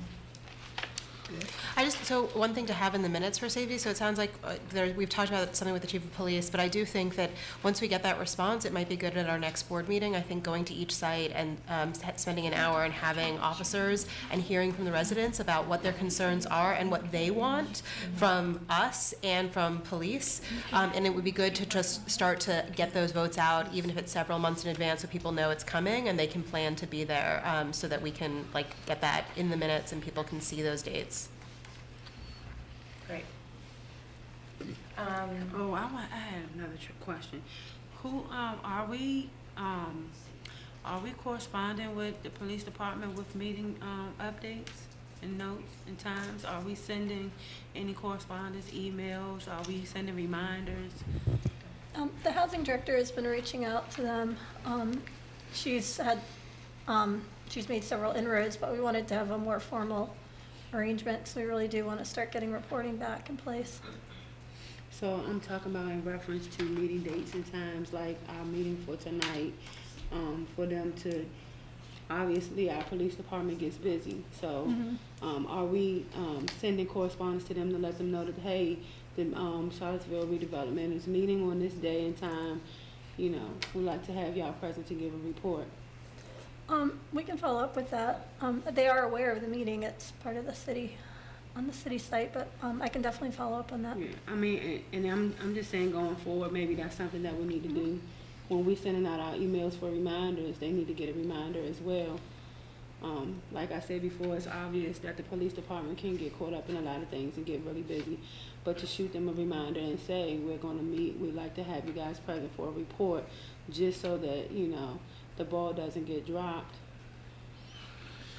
But I'll include that in my conversation, but if they haven't been giving, if this report is something that happened, they used to do in the past, but they haven't been given in the future, then that will need to be a part of a new conversation, because it'll be a new expectation under this leadership. So just to ask them to come without then saying we would like for this to happen, and I think that should come out of the meeting with the entire board. Well, they had a Once we- representative coming. I think the resident service No, committee. I think they came here, they were coming here. At one point they and then were, it just- at one point they were, but all of that dropped. And then it All just- of that dropped, and the one at Resident Services is just coming back. Okay, so that- that's just that- starting. That's Okay. just started back, Under a but different they were there before. It just, Okay. they just. Well, I'll started have a back. conversation, I'll report back what, you know, trying to get things started back up again and what that looks like. Okay, that sounds good. Would you like to talk about the maintenance meeting? Actually, Austin. Okay, great. Okay. Well, and the first thing I would say is I see later on our agenda, the introduction of our new facilities director. I think this would be a good time for that. Somebody have something planned for that, other than just saying, Go for there it. he is? No, come up and say hi.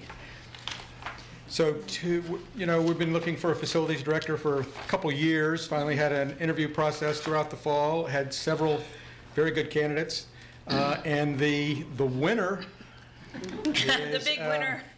The winner is Brano Popovic, called Smiley. Yep, nickname Smiley. That won over a couple votes right there. Yeah, and thank you for this opportunity. This is privilege for me to be in front of you, and I hope that we will in the future be very close and have a very good relationship. Great.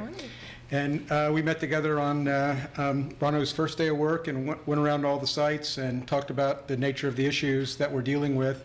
And the first maintenance committee meeting, I thought he was an outstanding contributor both at the meeting and the immediate follow-up. We had, so we met at 6th Street, had probably a dozen people in attendance, got a long list of items from one resident. And it's interesting because we really want to work on the whole maintenance call process, but I think I can reliably say that the one resident who came with multiple items, they were all fixed the next day. So we got a new man on the job. And, while we still do want to work with the basic maintenance call process, and we really talked at that meeting about, we have a ton of things to do on a lot of fronts right now. He's been here 2 weeks. He hasn't solved them yet. So we talked about prioritizing first just the regular routine maintenance call process. What happens from the time a resident identifies the issue, calls in, how do we pick it up? How do we respond? How do we fix it? How do we close it out? So we're going to be working on that a lot. One of the first struggles is just really staffing. We're down to 4 people in the maintenance department. We're currently going to be setting up an interview process, looking for maybe 2 right off the bat. Ideally, we'd like to have 4 new staff, so 8 people in the department. Yeah, regarding that, I have good news. I think I found 2 very good candidates. I have tomorrow interview with 2 candidates for that position. I hope they will work for us. I talked for a length with them, and they are very experienced men, but I would like to meet them in a person to see their attitude. For me, that is the most important. Everything else is of less importance, and if they're willing to learn, everything will be okay. Other issues, so we did talk about having a recurring monthly meeting for maintenance, and I suggested and didn't really get enough feedback that I want to positively say, but I have suggested the Tuesday before our Thursday work sessions. So that will be an excellent opportunity for us 2 days later to report out to the board if we have any big issues, but I'm looking for it to be that Tuesday before. So our next work session is the 13th, so the 11th is when we would like to have our next maintenance committee meeting. And then the big issue really for this board to be aware of relative to maintenance is, our relocation plans have the entire maintenance department being relocated in short order. And we don't have any clear direction on that. It really needs to be a priority. I think we need to come, staff and maintenance committee need to come to the board with some recommendations, but we need to be prepared to act on that pretty responsively. It's going to be, I think, a really good time to clean house down there. There's just a lot of junk's been there ever since I've been going down to the office, and so as long as we got to pick it up and take it someplace, some of it we'll take it to the dump and some of it we'll take to a new maintenance yard. Be an excellent time for a new facility director to organize all the inventory and know exactly what we have, so it's good timing for it. I'm sure we'll have to move twice, but we need to find an interim location in short order. Do you have anything else that you would like to put in front of the board today? I just want to thank you guys for this opportunity, and again, I'm telling you, this is a privilege for me. I'm looking forward to work with you. Thank you very much. And real quick. Go ahead. Just before, I just kind of, as we're heading into the housing director's report, I'd really like for you to share the work you're doing in Yardi right now with the work orders. Yeah. We had, probably you all know, we had some problems in Yardi, cleaning all those already done work orders. I went today through each the property. I found 290 work orders that are not closed. I closed today about 80, but some of those I can't clear before Kobe's back, from vacation. I have to talk to him. Probably he knows which of those are already done. Just we will not close them. Yesterday I had a meeting with Miss Green, talking about the procedure, what we will do, what we will change in a case of from resident calling for work order all the way to the closing of the work order, all that process, and we will have another meeting with property managers to get close to each other, to talk about that, to see what is the best for us and for residents and the easiest way to take care of those work orders. Yardi is a pretty good tool. I used it in the past, in 2009, for 3 years until 2012. It's a very good tool if you properly use it. We can pay thousands of dollars for that program, but if we don't use it properly, that money is wasted. Yeah. I think very soon, I think in the next couple of weeks, all those problems will be solved. All work orders will be cleaned out from the Yardi, and we will have a fresh start.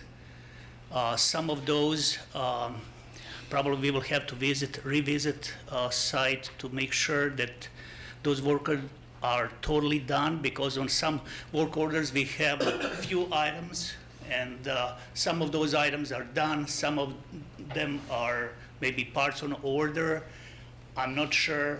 That's why I have to talk to Kobe, and he will give me a clear guidance, and probably we will walk together through the sites, until probably a couple more weeks, and we will be able to close it off. Okay, great, thank you. Yeah. I hate to put you on the spot one more time, but I know we've also been working on getting lights fixed. And I didn't know if you had any more updates about the lights at South First Street. No, I don't have anything. Yesterday I talked to Claudette, Miss Green. She doesn't have anything yet. They are still waiting for parts from city. She told me that if I can fix it, if I find time, I can fix it by myself, and probably if I find time, that will be fixed in a couple days. Didn't find time. I'm just going through, all kind of things, trying to organize some things. Some things were missing. Everything to put in order, especially. Now we are having inspections coming, especially fire marshal is coming first. I think it's already due on the end of January. Fire marshal should come, but I will talk to him to give him, because I know him, to give us more time to get some of the things done that I know has to be done. Thank you. Okay, and Kathleen, so we have the housing director's report without the housing director, so I don't know if we should just read through that and come back in more depth next month, if there's anything to point out that's particularly... Yeah, I just wanted to point out a couple of things. We had already talked about the lights, and as of right now, there's 3 lights at South First Street with the wiring challenges that we're looking at. There's a, near the, I think it's the second to the last page of the housing director's report, there is a quote from EC&M. The housing director was just doing a little research to follow up with Ms. Slaughter's questions about cameras in the parking lot at Crescent Halls, and this was one quote she had gotten, and she just wanted to show that to the board. They're still looking into it a little more, but she just wanted to let you know that she is looking into that. The housing office has been continuing to work really hard on filling vacancies, and that's been really helpful now having, facilities director on board with that. Those are the big things, and I know Claudette really wanted to be here, and I'm gonna let her follow up. And we'll probably send an interim report as well to the board.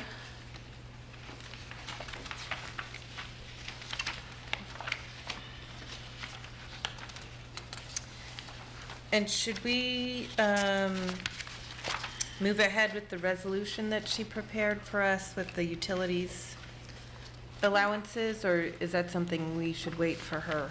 Well, the board had requested that we provide more information about the current utilities, and that is what she had put in there. If I wasn't sure if there were questions the board wanted me to bring back to her about that, I'm more than happy to do so. We could, definitely move that to the next meeting. But in the meantime, I'm more than happy to, get answers to any questions anyone has on that.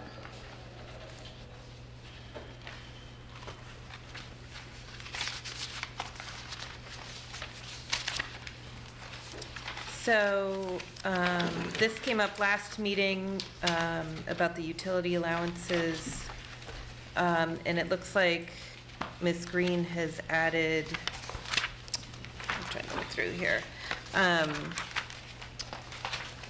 some information from, this looks like 2018. Yep.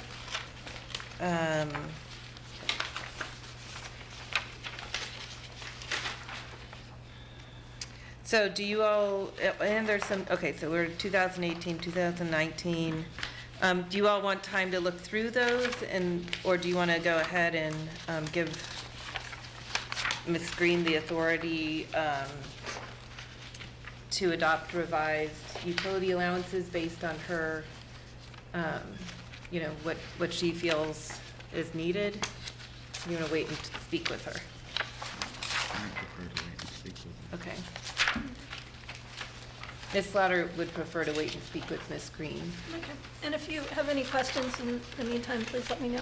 Okay, so, yeah, and we can actually also, maybe there's a way for her to, if there's questions just about how she's, I think on the resolution, it's not really saying what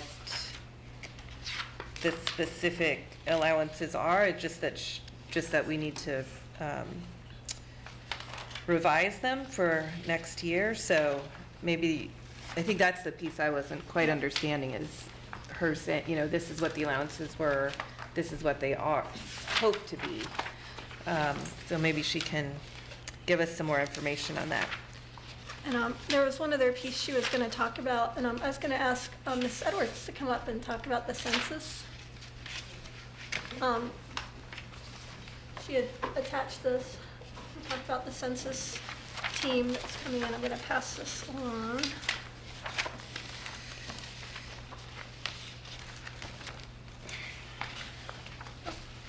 There you go. They just sent it here right before you got here. Hi, my name is Barbara Edwards. I am the project asset manager for Madison and West Haven.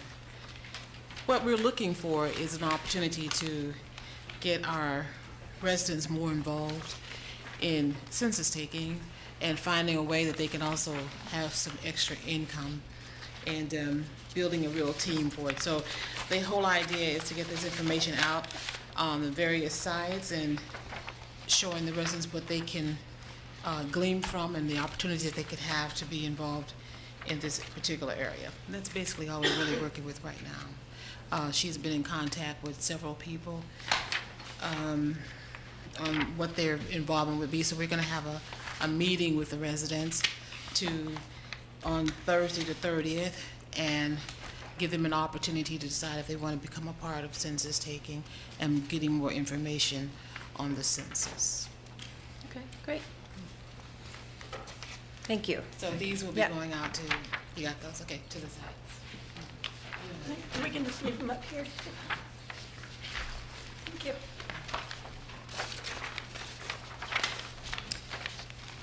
All right, now I lost my agenda again. And we're up to, sorry, I'm looking for my agenda under here. I believe we're up to, thank you. The interim director of operations report. Ms. Glenn Matthews. Yep. We've been working really hard right now on transitional activities. One of the big projects we're really looking forward to getting going soon is to revise our some of our policies, and we've been reaching out to the RAB, and we're hoping to work with the RAB and legal aid and some of our partners, probably talking to Sue Moffett as well at Department of Social Services, and get a group together. And we had gotten permission from the NMCA to use the plan online as a group, as a Google group, to start having discussions about proposed changes to policies and work together on that to not only get the best policies in place, but to also have an opportunity to have increased discussion about it. As we know, we are a troubled agency, and another big project we've been working on is getting corrective action plans in place, and improving policies is definitely something, you know, that's at the forefront of that. I'm also still the relocation coordinator, and I wanted to take a moment to introduce Kristen Singh. She's the assistant relocation coordinator, and Dave will also talk about that more. But so I've been sort of splitting my time a little bit, and I'm really glad to have her on board, so I'm able to focus more on a lot of the really important work that we need to be doing right now.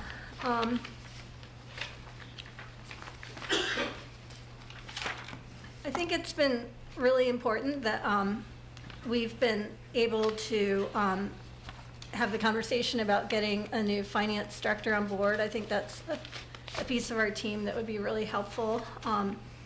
We are hoping to get some procurement training in place soon, so we're just figuring out the timing of whether we're gonna wait just a little bit longer to bring someone here until we get someone hired, or just go ahead and have an initial training before that. And we're still having conversations about that right now. We have a draft going right now of an RFP for integrated pest management, that getting the final touches on that. We're going to be looking into reprocuring dumpster services as well as security. So there's a lot of really important procurement conversations to happen, and it would be really great to have, you know, to start figuring out, listening to what the board's plans are as far as the hiring process.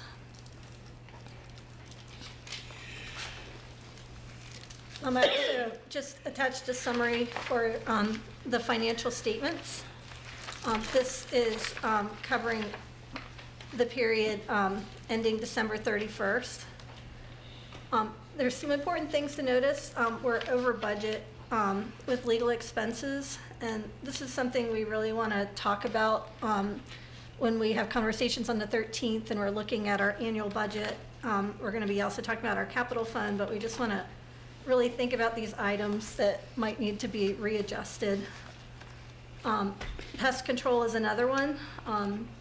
We have many conversations to have about that, not only with our budget, but also whether long-term it might be something we might consider bringing in-house, just, you know, as we're doing some future planning. We are also over budget for security and law enforcement.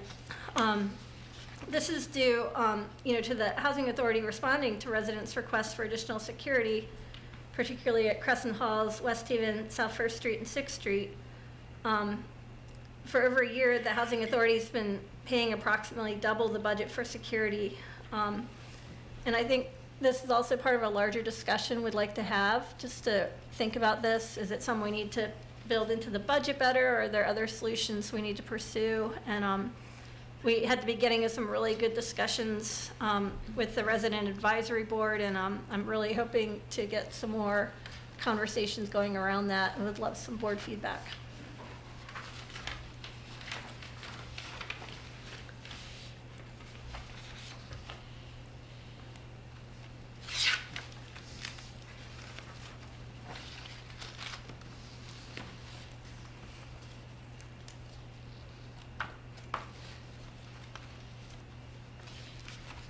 Didn't know if any comments, but one of the things I just wanted to follow up with the board is when we're talking about the financial statements, we often talk about AMPs, and I didn't know if everyone knew what the AMPs were. When we talk about like AMP 1, that's West Haven. AMP 2 is Crescent Hall. AMP 3 is South First Street and 6th Street, and AMP 4 is our scattered sites. So we have Mickey and Madison and some other sites. Riverside, and a few scattered homes. And I just wanted to fill everyone in on that. 6th is South First Street. Can you repeat that, please? Sure. 1 is West Haven, 2 is Crescent Hall, 3 is South First Street and 6, and 4 is the scattered sites. So that would be Mickey, Madison, Riverside, and the individual homes. So I know this might be more of a question maybe for Claudette, but I'm just looking at the start about vacancies, and I was wondering if you could just talk us through some of the vacancies. Are these like what's going on with them? Are some of these being held for redevelopment? Yeah, what's going on with them? The ones at Crescent Hall are being held for redevelopment. Okay. We have 3 on the 8th floor, which will be the first floor being redeveloped, and 13 other ones in the building. We're looking at moving residents in Crescent Hall, transitioning them into these apartments temporarily from the 8th floor. Everyone else in the building should just have one move, but the 8th floor, we're going to have to look at a temporary transition. One of those units, 508, is going to be used as the mock-up unit, and we're really excited to hear that's going to get started soon. And I do agree with what Mr. Collins was saying. We need to have a greater conversation about the waiting list. Okay.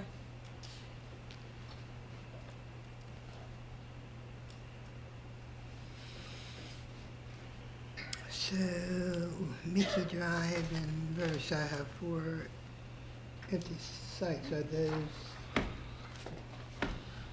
We have been looking at holding 2 units at Mickey. We're gonna have some conversations with residents. It looks like now that we've almost up to enough vacancies at Crescent Hall that might not still be coming into play. but these are for relocation? Those are the- Two were being held for that, but it Okay. may be soon that we won't need them anymore. What about the same thing on Riverside? We're not holding any on Riverside. They're just they're being worked on right now. Okay.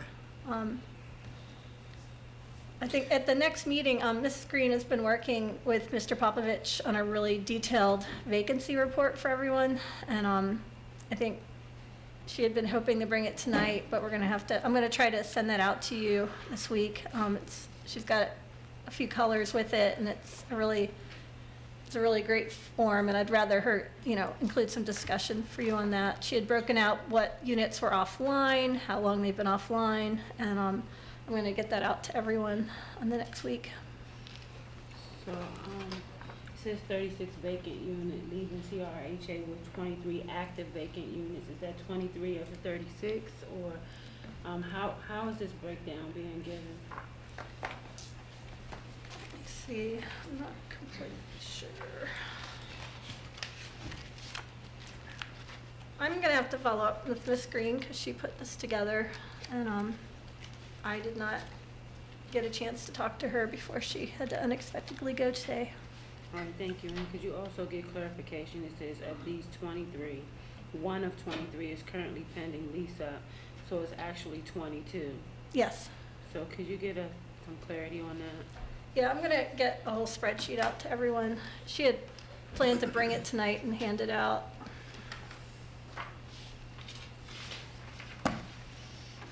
Okay, thank you. Any other thoughts, questions? I think, as you were saying, in terms of the security budget, I think it's, it would be a good, after we hear from the chief of police in those discussions, how much we add into our budget for Yep. security versus maybe, rethinking the MOU or how they're operating on our sites, because we do continue to add security, and it does help, but people still don't feel safe, so. Yeah, I think we need to find a more effective way. Yeah. Also, can we get a point of clarification? It says last purge for HCV was December 2018. We're now in 2020. Can we find out how often that list is supposed to be purged? Okay.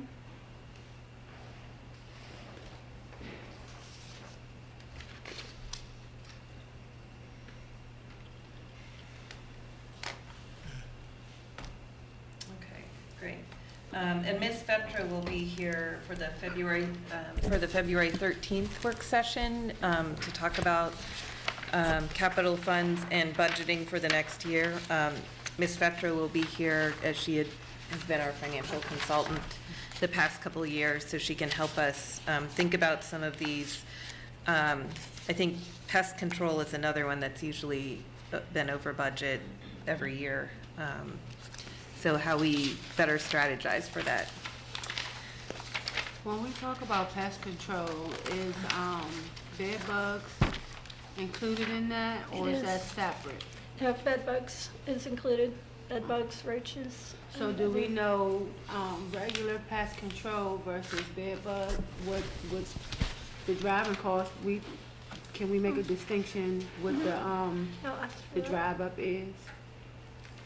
I have one question I'd like for that discussion too, is could you find out what certification is required for any of these people that are doing the work, and how realistic it is that we could have staff trained up? And Mr. Norris is also helping me. We're planning a visit to another housing authority that has brought it in-house, and we're gonna also have some conversations with them about it, Okay. and the process they used. But I'll definitely get that information for you. Also, Osteen, is there any way you guys can find out, or find out how or who's tracking what units have to be re-exterminated, or what areas are being re-exterminated, where the problem areas are. I guess that's what I'm asking. Sure. I know we have a lot of problem areas in the Yeah, Hudson Hall. but some areas have been problemed more than others. Might just need to get the whole. Repeated on, Mhm. you know what I'm saying? Pest control coming back. Okay, thank you for your report. See, we did the meeting announcements at the beginning, that I'll, just mention again that this week, the redevelopment meeting is actually tomorrow from 12 to 2, because Mr. Griggs is in town, and not, as it usually is on Thursdays, at 2:30. And now, we were gonna go to the executive session after the CCDC meeting. You also had an added meeting from Osteen for maintenance before work session, so you didn't give a time. Oh, yes. What? She's asking about the time for the next maintenance meeting, Before work session. which would be February 11th. Yeah. Well, 6 o'clock is when we met the last one, so I think 6 o'clock's a good time. We were talking about moving them around, but I don't know who's scheduled where. Do you know? Can we get into West Haven? We had West Haven, on First Street probably will be next. Okay. Because, Okay. South First we Street. did Say it. West Haven and 6th Street. Command decision. 6 o'clock, South First Street. Okay. Good. So we'll check on make sure the location, make sure it's open. Yeah. Okay, and so why don't we take a 5-minute break, and then we will go into the CCDC meeting. By the guess what? We have two. So the CRHA meeting is the meeting of the Charlottesville Redevelopment and Housing Board, and then we have the CCDC meeting because that is the organization that's running the redevelopment through the CCDC, which is the community. What is it? Charlottesville Community Development, CCDC, Yeah. CCDC. So our attorney Corporation. is here for the closed session, but wasn't Yes. necessary. So we're going to do that first? Dave, we had talked about doing the CCDC meeting and then doing the closed session for people that needed to leave. Does that sound okay with you? If it's okay with you guys that I sit through the meeting, that's fine. Yeah. Okay. We want you to, yep. Okay, so 5-minute break and then back in here for the CCDC meeting. Do you have a CCDC agenda?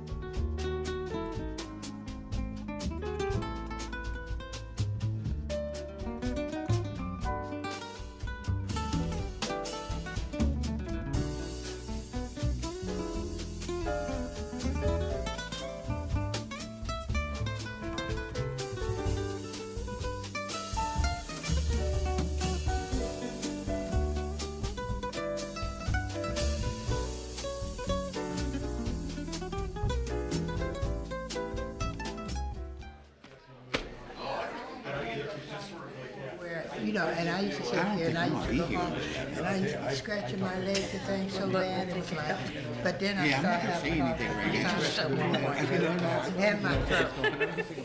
Yeah, you know what I think it is? I think it's because they clean the roads or something.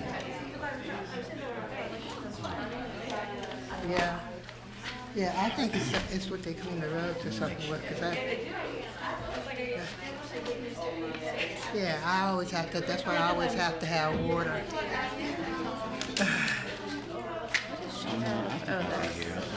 Well, we ain't doing too bad, 8:18, it'll be 9 o'clock before we get out. Did you do anything fun for the holidays? Didn't do anything for the I think it got a little inebriated, I can't remember. Sounds like you did do something fun for the holidays. You don't have to go all the time. Yeah, I had a good Yeah, Argentina was amazing. The dollar is so strong. The most expensive bottle of wine I saw anywhere was $5. Planning commission. Wait, where was this? Argentina. That was the most expensive. And like, you were like, I'd like that one. People were like, really? And I was like, this is the like, and for it is expensive in Argentina, but the dollar is so strong there that they were just like, it's like $70 pesos to the dollar. I used to drink some too. I always keep one with me. I always freeze mine. I brought my mom back this like handmade pottery thing, and she was like, "This is so beautiful. I can't believe you spent this much money." And I didn't want to be like, "It was $4." Once every 30 days. Depending on when it showed up. So I was like, "Yeah, you're worth it." We already did food before, we already did this. So.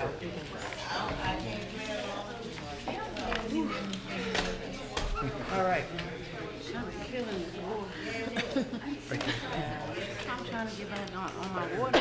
It's so easy to slide away from it, but it's hard to get back. Well, yeah, no, you're right. What is this? Oh, okay. So the city council. All right. I'm sorry, don't lose it. All right.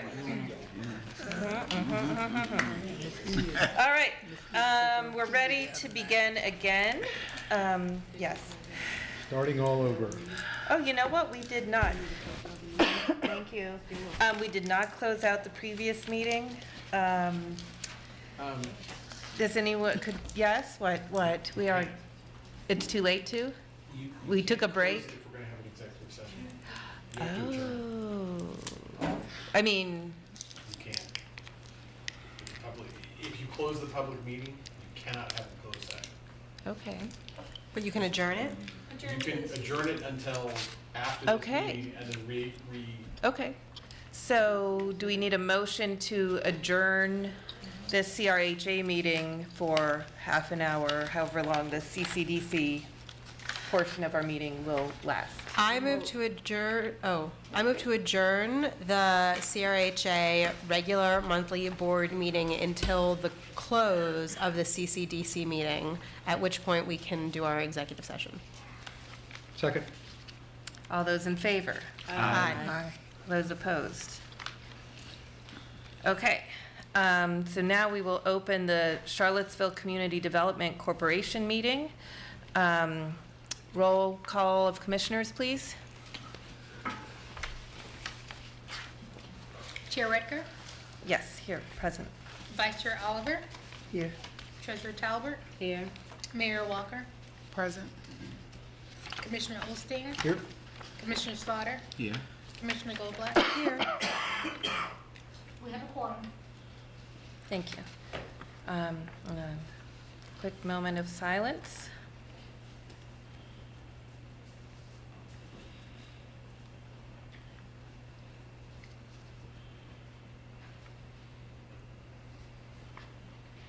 All right, thank you. We'll move on to approval of the minutes from the previous meeting. Oh, this is December.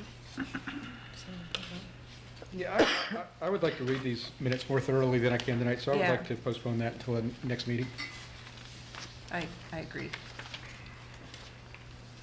Everyone, we're gonna do the minutes, we'll approve them at the next meeting, since we just got them, and then we can read them. Okay, Mr. Dave Norris is here with the redevelopment update.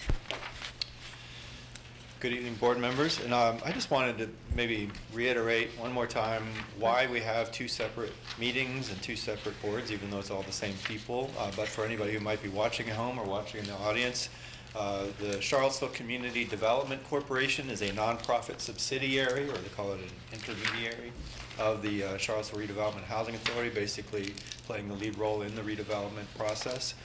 So because it is a nonprofit subsidiary, even though the board mirrors the board of CRHA, it is technically a separate board meeting. That's why we adjourn the one and convene the other. So I did want to give a few updates. The main update we had tonight was to have Cornelius Griggs give you a construction update. Obviously, that's already happened. And we're very pleased with the work that he and his team are putting into this whole effort. I wanted to touch base, first of all, about Levy Avenue, just because we had an extended conversation. We've had several extended conversations now about the Housing Authority parcel at the corner of Avon Street and Levy Avenue. There was a push to get a low-income housing tax credit application in by the March 2020 deadline for Virginia Housing Development Authority. But when the development partner or potential development partner really did a deep dive into what it would take to put a competitive application together by March, they realized that it just wasn't ready for prime time yet. It wasn't something they felt confident in, and that they would rather give it another year and explore with us possibilities for that site over this coming year. And so those conversations will be continuing soon with our key stakeholders. I think there's a lot of exciting potential on that site, but we want to make sure it's done right. Mm-hmm. The only way they figured they could have gotten it in for a low-income housing tax credit application by March was to do what we call a by right development, which would not have been the highest and best use of that property. And so would not have allowed some of the creative uses and the slightly higher density that we're talking about doing on that, or potentially doing on that site. So stay tuned. We'll certainly keep the board in the loop. And there have been some legitimate concerns and criticism raised over the last several months about the lack of resident engagement on that project, and so we want to make sure we're involving FAR, we're involving residents, and involving the Belmont Neighborhood Association as well. So stay tuned for more information. Just a quick update.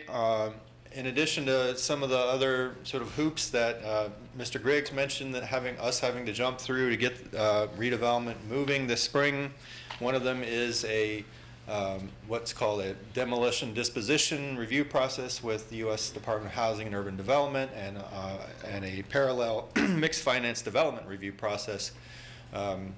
We're making good strides on both of those. There's a whole lot of work that goes into getting HUD approval. Anytime we want to dispose of a site, even if that disposition merely involves taking a building like Crescent Halls, which right now is owned by CRHA, and essentially transferring ownership to this new limited liability company that will be receiving the funding and the tax credits to be able to renovate that building. That's, even though the basic structure is not really changing much, it is a change in ownership, and that does trigger a HUD demolition disposition review. We're very grateful for the fact that one of the chief HUD public housing development planners coincidentally happens to live in the city of Charlottesville, and so he's been attending a few of our redevelopment committee meetings, really helping us navigate that whole process, and we're very grateful to Mr. Nick Burke for his assistance and support. Great news I wanted to share, in case you hadn't heard yet, in case the members of the public hadn't heard yet, is that on January 6th, thanks to Mayor Walker and the other members of the City Council, our critical slopes and our special use permit applications were both approved unanimously by Charlottesville City Council. Those were the result of literally hundreds and hundreds and hundreds of hours of work put in by residents of South First Street, who have been meeting, as you know, almost every Sunday since summer. They did take a well-deserved holiday break, but they're back at it now, again, meeting every Sunday to continue to flesh out the plan for South First Street Phase 2. So we're very grateful to the City Council for approving those. The last step from the city review process, or the main last step, I should say, is approval of our final site plan, and we're working through that process now.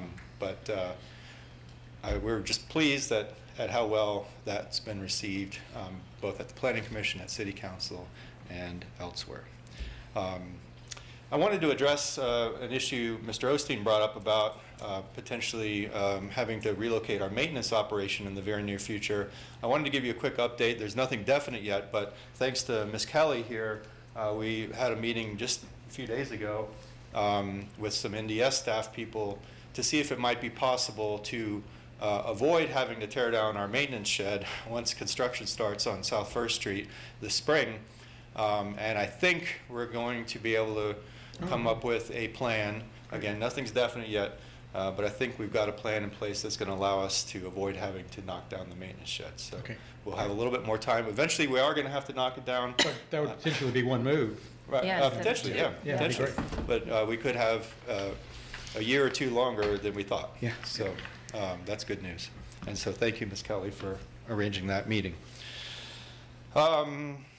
Ms. Glenn Matthews mentioned we're getting ready to send a small group down to Bristol, Virginia. The Bristol Redevelopment Housing Authority has had a good bit of success, we're told, by the Richmond Field Office in doing mixed finance redevelopment of public housing. One of the questions that comes up whenever we talk about mixed finance, when I say mixed finance, what I mean is projects that are funded by low-income housing tax credits, and they might have bank loans, they might have state VHDA money, state Virginia Department of Housing and Community Development money, private money, private donations. Our projects have all of the above. And when you get into the housing management end of things, once the units have all been renovated or built, and then the residents move in or move back in, it really creates a complex puzzle when it comes to figuring out how to manage those units on the back office side, because LIHTC, low-income housing tax credit, has their own rules. Obviously, public housing has its own rules. Some of the units will have project-based Section 8 vouchers attached to them. They have their own rules. So we're really looking to housing authorities like Bristol to help us navigate that complex process. The ultimate goal is that from the resident's perspective, there's no difference, right? Our goal is we don't want resident in unit 508 to have a different rental experience than the resident in 203, right? And we think we'll get there, but we just have to figure out all the complexities. So looking forward to that visit. I was going to have Cornelius Griggs come up. He's already beat me to it. Before I invite our next two speakers forward, I'm happy to entertain any questions or comments you have about what we've covered already. I am concerned about the drawings and specifications for this project. Who needs to be providing that to us? We had a meeting right before Ms. Johnson and I and Elaine Poon and Jay Kessler and Ann Kingston and Cornelius and Sam all met to hash that very subject out. And I think we came to a good sort of path forward in terms of what needs to happen when and who do we need to light a fire under in order to get the drawings done, get the contractor fully prepared to hit the ground running this spring. There's a lot of moving parts. Yeah, sure. And we have a commitment from the architect to have those drawings in hand by Monday. That's what we were told today. So, and then there's a lot of other, as Mr. Griggs said, there's a whole lot of other moving parts to this endeavor, and we're all still pushing hard towards an April construction start. We're excited about the mock-up unit coming online before then, so residents can actually see and feel what these units are going to look like. I think that'll be very positive. So he talked about the 25-50-year concern with the pop-ups that he talked about. Who's tracking those? Yeah, so we have a development team, with Riverbend Development in the lead role that's tracking all of the sort of, all the steps that are needed to get us to this April starting point and beyond. And there's, as I don't want to repeat myself, but there's a whole lot of hoops that we're having to jump through and as he said correctly, anytime you do a renovation project, particularly on a building as old as Crescent Halls, you do encounter surprises. And so we have to, that's very common, and we just have to navigate them as we encounter them. So are we keeping up with the process of how long it's going to take us to do that? Yes. Because he was saying that they could have all of their part done, but then we would be still stuck doing budgeting. So are we tracking that? that was exactly the purpose of the meeting we had right before this, was to see what are the different pieces and who do we need to sort of push along a little faster. Everybody's working hard, but there are certain pieces that we really need to expedite so that we can get all of them in alignment and get it all ready by April. So I think we're all eager to, we don't want to see this get pushed back till summer. Our residents are excited, they're eager. Our donors are excited. I think the community, the city, everybody wants to see this project happen, and so we're all pushing hard to get it online by April. So.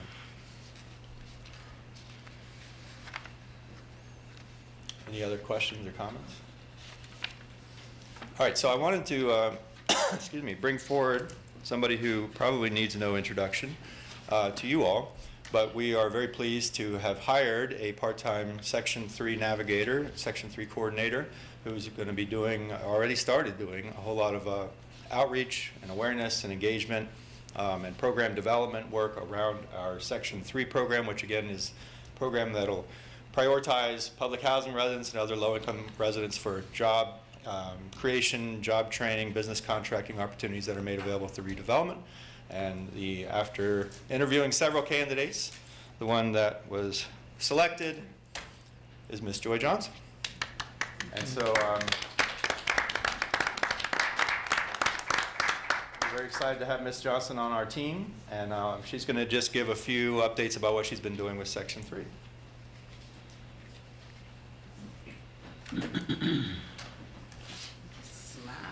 Kathleen is just smiling very good here. Hi. So I started about 2 weeks ago, and I've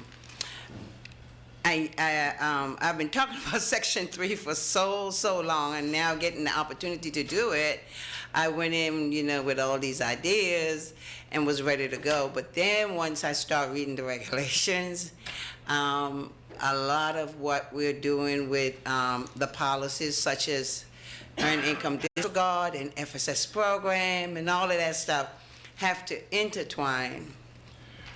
So what I've been doing for the past 2 weeks is just like really gathering all the information about what Section 3 is, who it benefits, why it benefits the community, and just putting all of that. But then I contacted someone at the national level to kind of say, hey, do you have something that can really be boiled down so residents can actually see themselves when we're doing an application, when we're doing a presentation, and found out that, what's the word again, Kathleen, that new HOTMA. I don't have the acronyms. You will get some literature at the next meeting, but HOTMA is a regulation or a statute that has been passed. Obama signed off on it, but then when the other person went in the HUD, they dismantled it, and so there was a lot of mean things that are coming down the pike with HOTMA that is tied to Section 3. So what I'm trying, I find myself now that I have all this HOTMA things that I have to understand in order to make sure that residents benefit from Section 3, and to make sure it works for them, and to make sure their rent is not gonna go sky high, that they have some benefits. And so it's just gathering those information right now.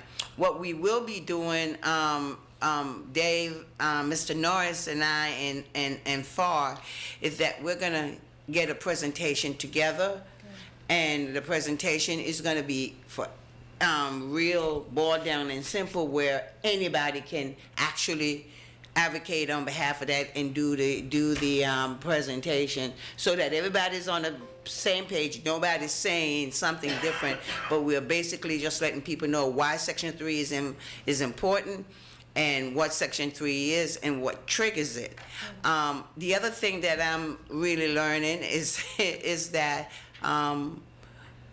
it's compliance. And so now I have to understand procurement, because what I'm learning is that even if $2 of federal money goes into a project, I'm just exaggerating, but it triggers Section 3, which kind of make me like going crazy, because I'm like, uh-oh, I'm being bad at business now, because CBDG funds, home funds, and there are two others, something for the homeless and any community development that triggers it.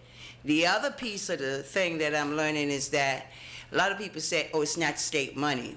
But it is also state money, because if the federal money get transferred to state, that also triggers.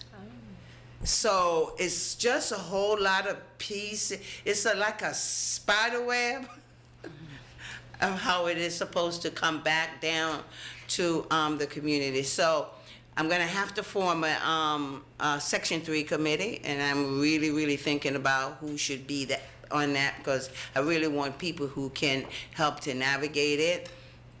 And thinking about a conference, I spoke to Laura to see if she can give us some students that can kind of help, and to talk about what Section 3 is. Now, Section 3 is a law that was passed in 1968. And basically what it says, if any of those things that I talked about, which is CBDG, Homes Fund, community development money is in it, then you have to look at the low and extremely low population to make sure that they are benefiting from those jobs. And there are certain ways that you have to do it. It doesn't mean that if a contractor comes in and already have a screw, that they don't do the job. But if they bring on any new jobs, that triggers Section 3, and it should go to the population. So there is just a lot, and it comes in two categories. It's also about working for someone, but it's also about you helping to create your own business.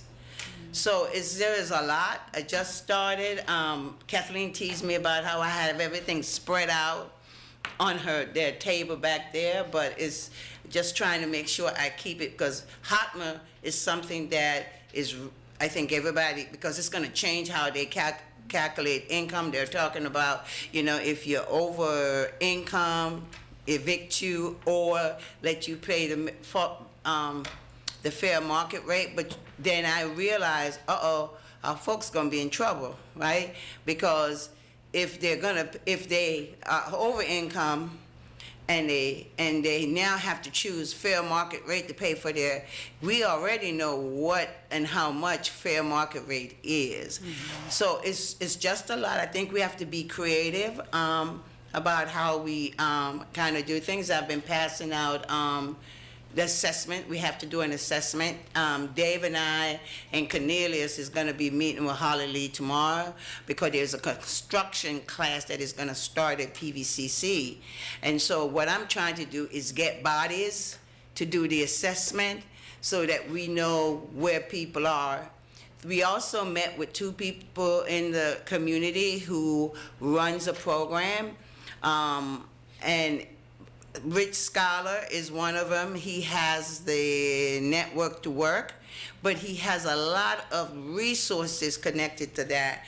And so part of what I plan to do is when I get those assessment back is to sign them up right away in that program, so that whichever pathway they decide to take, that there is some support. Because what I learned from the residents on the job training, we did not have support around them, and they do need that. So that's my 2 weeks. I've been meeting with some people, asking them to help me, and I do want the Home to Hope program, I do want to figure out who I need to connect with that, so we can talk to them about filling that out. And also people returning from prison is another population, and the metropolitan area. So you go to public housing resident and public housing residents from another site, and then it's Section 8, and then it's youth bill, and then it's the metropolitan area with people who are homeless or whatever. So this is basically built in for low income and extremely low income people. Question? Can I? Yes. A quick question, because I know. So this HOTMA, I don't remember what Whatever's it going stands on for. with it. Housing Opportunities Through Modernization Act Yeah. of 2016. And Hot that, mama. yeah, thank you. Hot mama stuff. Hot mama. So if that was to go away, like I understand what it right now it would protect people's rent. Like if they go into Section 3 and start making money, the rent can stay stable for 1 So or 2 if they years. decide to go to FSS, it's another regulation. If they decide to go through earned income disregard, it's Yeah. another one. Oh, That okay. Earned income disregard, if you're in a training program, Yep. if you're working less than, I think, 20 hours or 50 hours, something like that, I'm sorry, and if you've been unemployed for a year. And so your rent would stay where it is, but for 12 months, your rent would not go up. For the second year, your rent would go up 50%. The third year, your rent will go up full, 30% of your total annual income. So it's like a saving. With FSS, there is a amount of the difference between what you're making and what you earn. And what the increase is, that goes into a pot of money, and you can save it and then use it. But I don't think, I have to check, I'm pretty sure you can't be in both.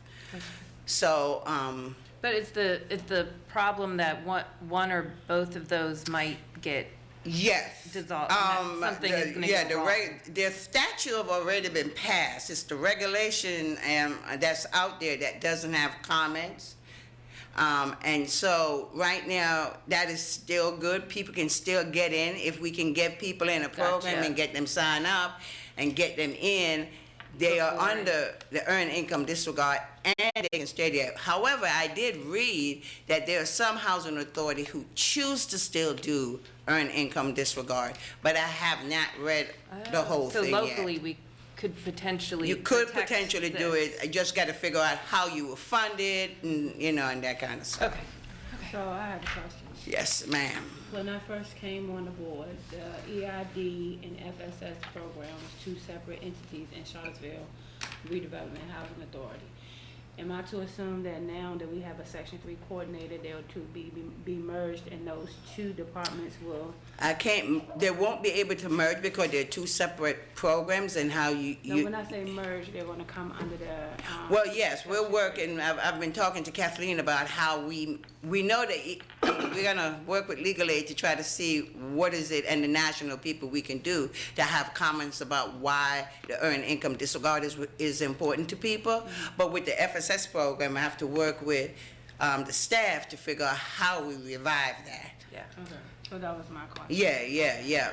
It's gonna benefit both, right? And so it's just giving people option, whatever they choose. I will never say you need to do earned income disregard or you need to do self-sufficiency, but we'll give them the best choice of what they need to choose. Thank you. Thank you. Congratulations. Thank you. Well, I think you can see why we hired Ms. Johnson to do this work. She has a passion for it. As she said, she's been talking about Section 3 for years now. Forever. But it goes beyond.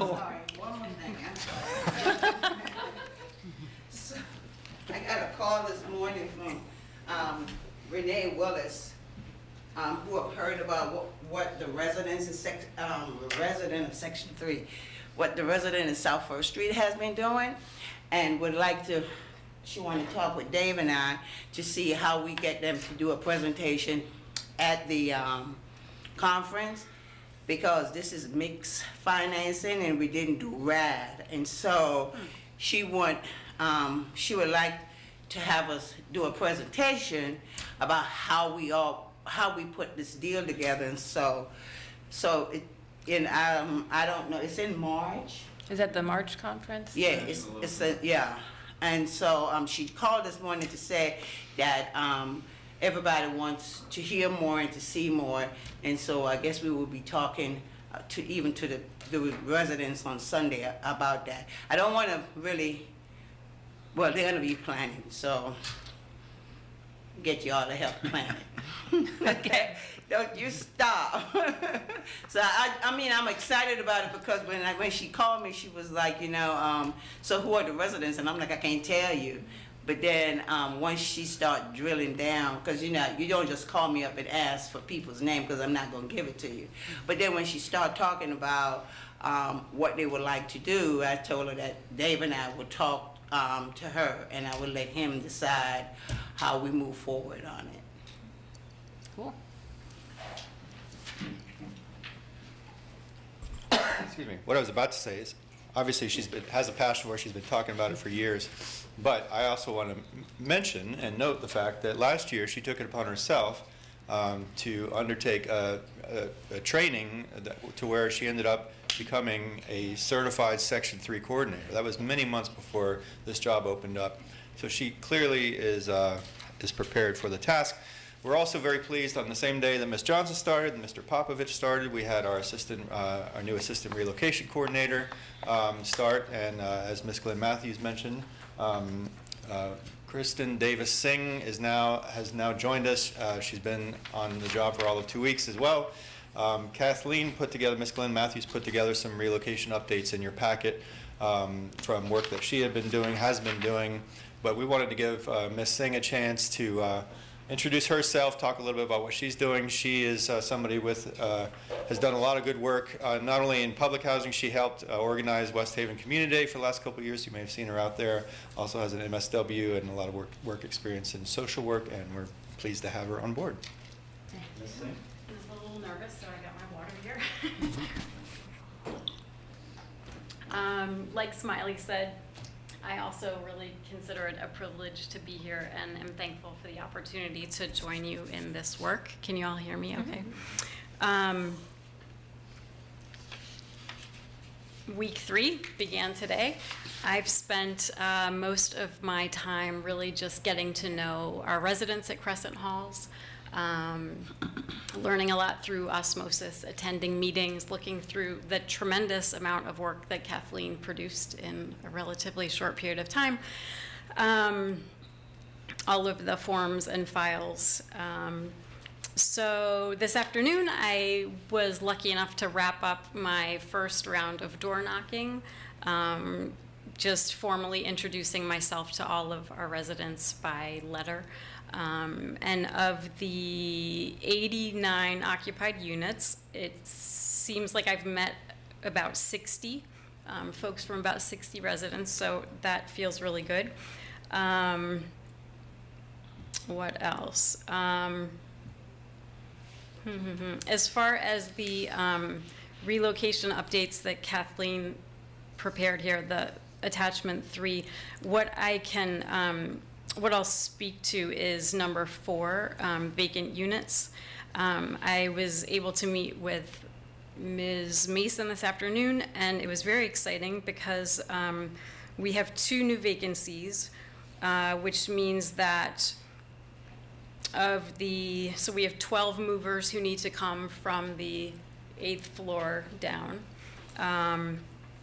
So with 3 and almost 4 vacant units on the 8th floor, these 12 movers are going to have, it seems like 13, we've got 13 vacancies. One's a mock-up unit. Ooh, okay, that's right. Okay, one's a mock-up unit, which everyone's very excited to see. And we also we have a couple that are 2-bedroom units, so we're trying to negotiate that too, because we don't want to overhouse anyone, but we might have to temporarily probably be talking about that some more. And so, yeah, so now it's time to get into the nitty-gritty and learn all of these acronyms. I've never seen so many H's and P's and V's and D's. So that's next. Do you all have questions for me? No? Okay. I'm looking forward to my first, we're not calling it the RAT, we're calling it the Relocation Assessment Team meeting. I guess that'll be in February. And I think you'll see a lot of folks, I think FAR will see a lot of folks at the meeting tomorrow. I'm not sure what that one's called, not the 12 to 2 redevelopment committee tenants? meeting, but the work group. Is it called the work group? The Tenants association. Yes. 3 o'clock tomorrow, work. Yes. Yeah, yeah, yeah. Okay, thank you all. Thank you. Thank you. Okay. Is there, do we have any public comment for the CCDC portion of the meeting?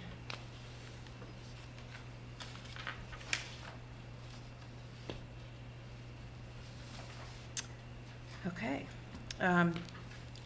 Do I have a motion to adjourn? I'm motion to adjourn the CC, Community Development Commission meeting. I second. All those in favor? Aye. All those opposed? Okay, so now do we need to reopen? Call the meeting back to order, and someone needs to move to close the session and discuss. Okay. So we'll call the CRHA meeting back to order. So I move to executive session for discussion of personal matters as authorized by section 2.2-3711, parentheses A, parentheses 1 of the Code of Virginia. Second. I second. All those in favor? Aye. All those opposed? Okay, great. Let's move into the conference room for a brief closed session.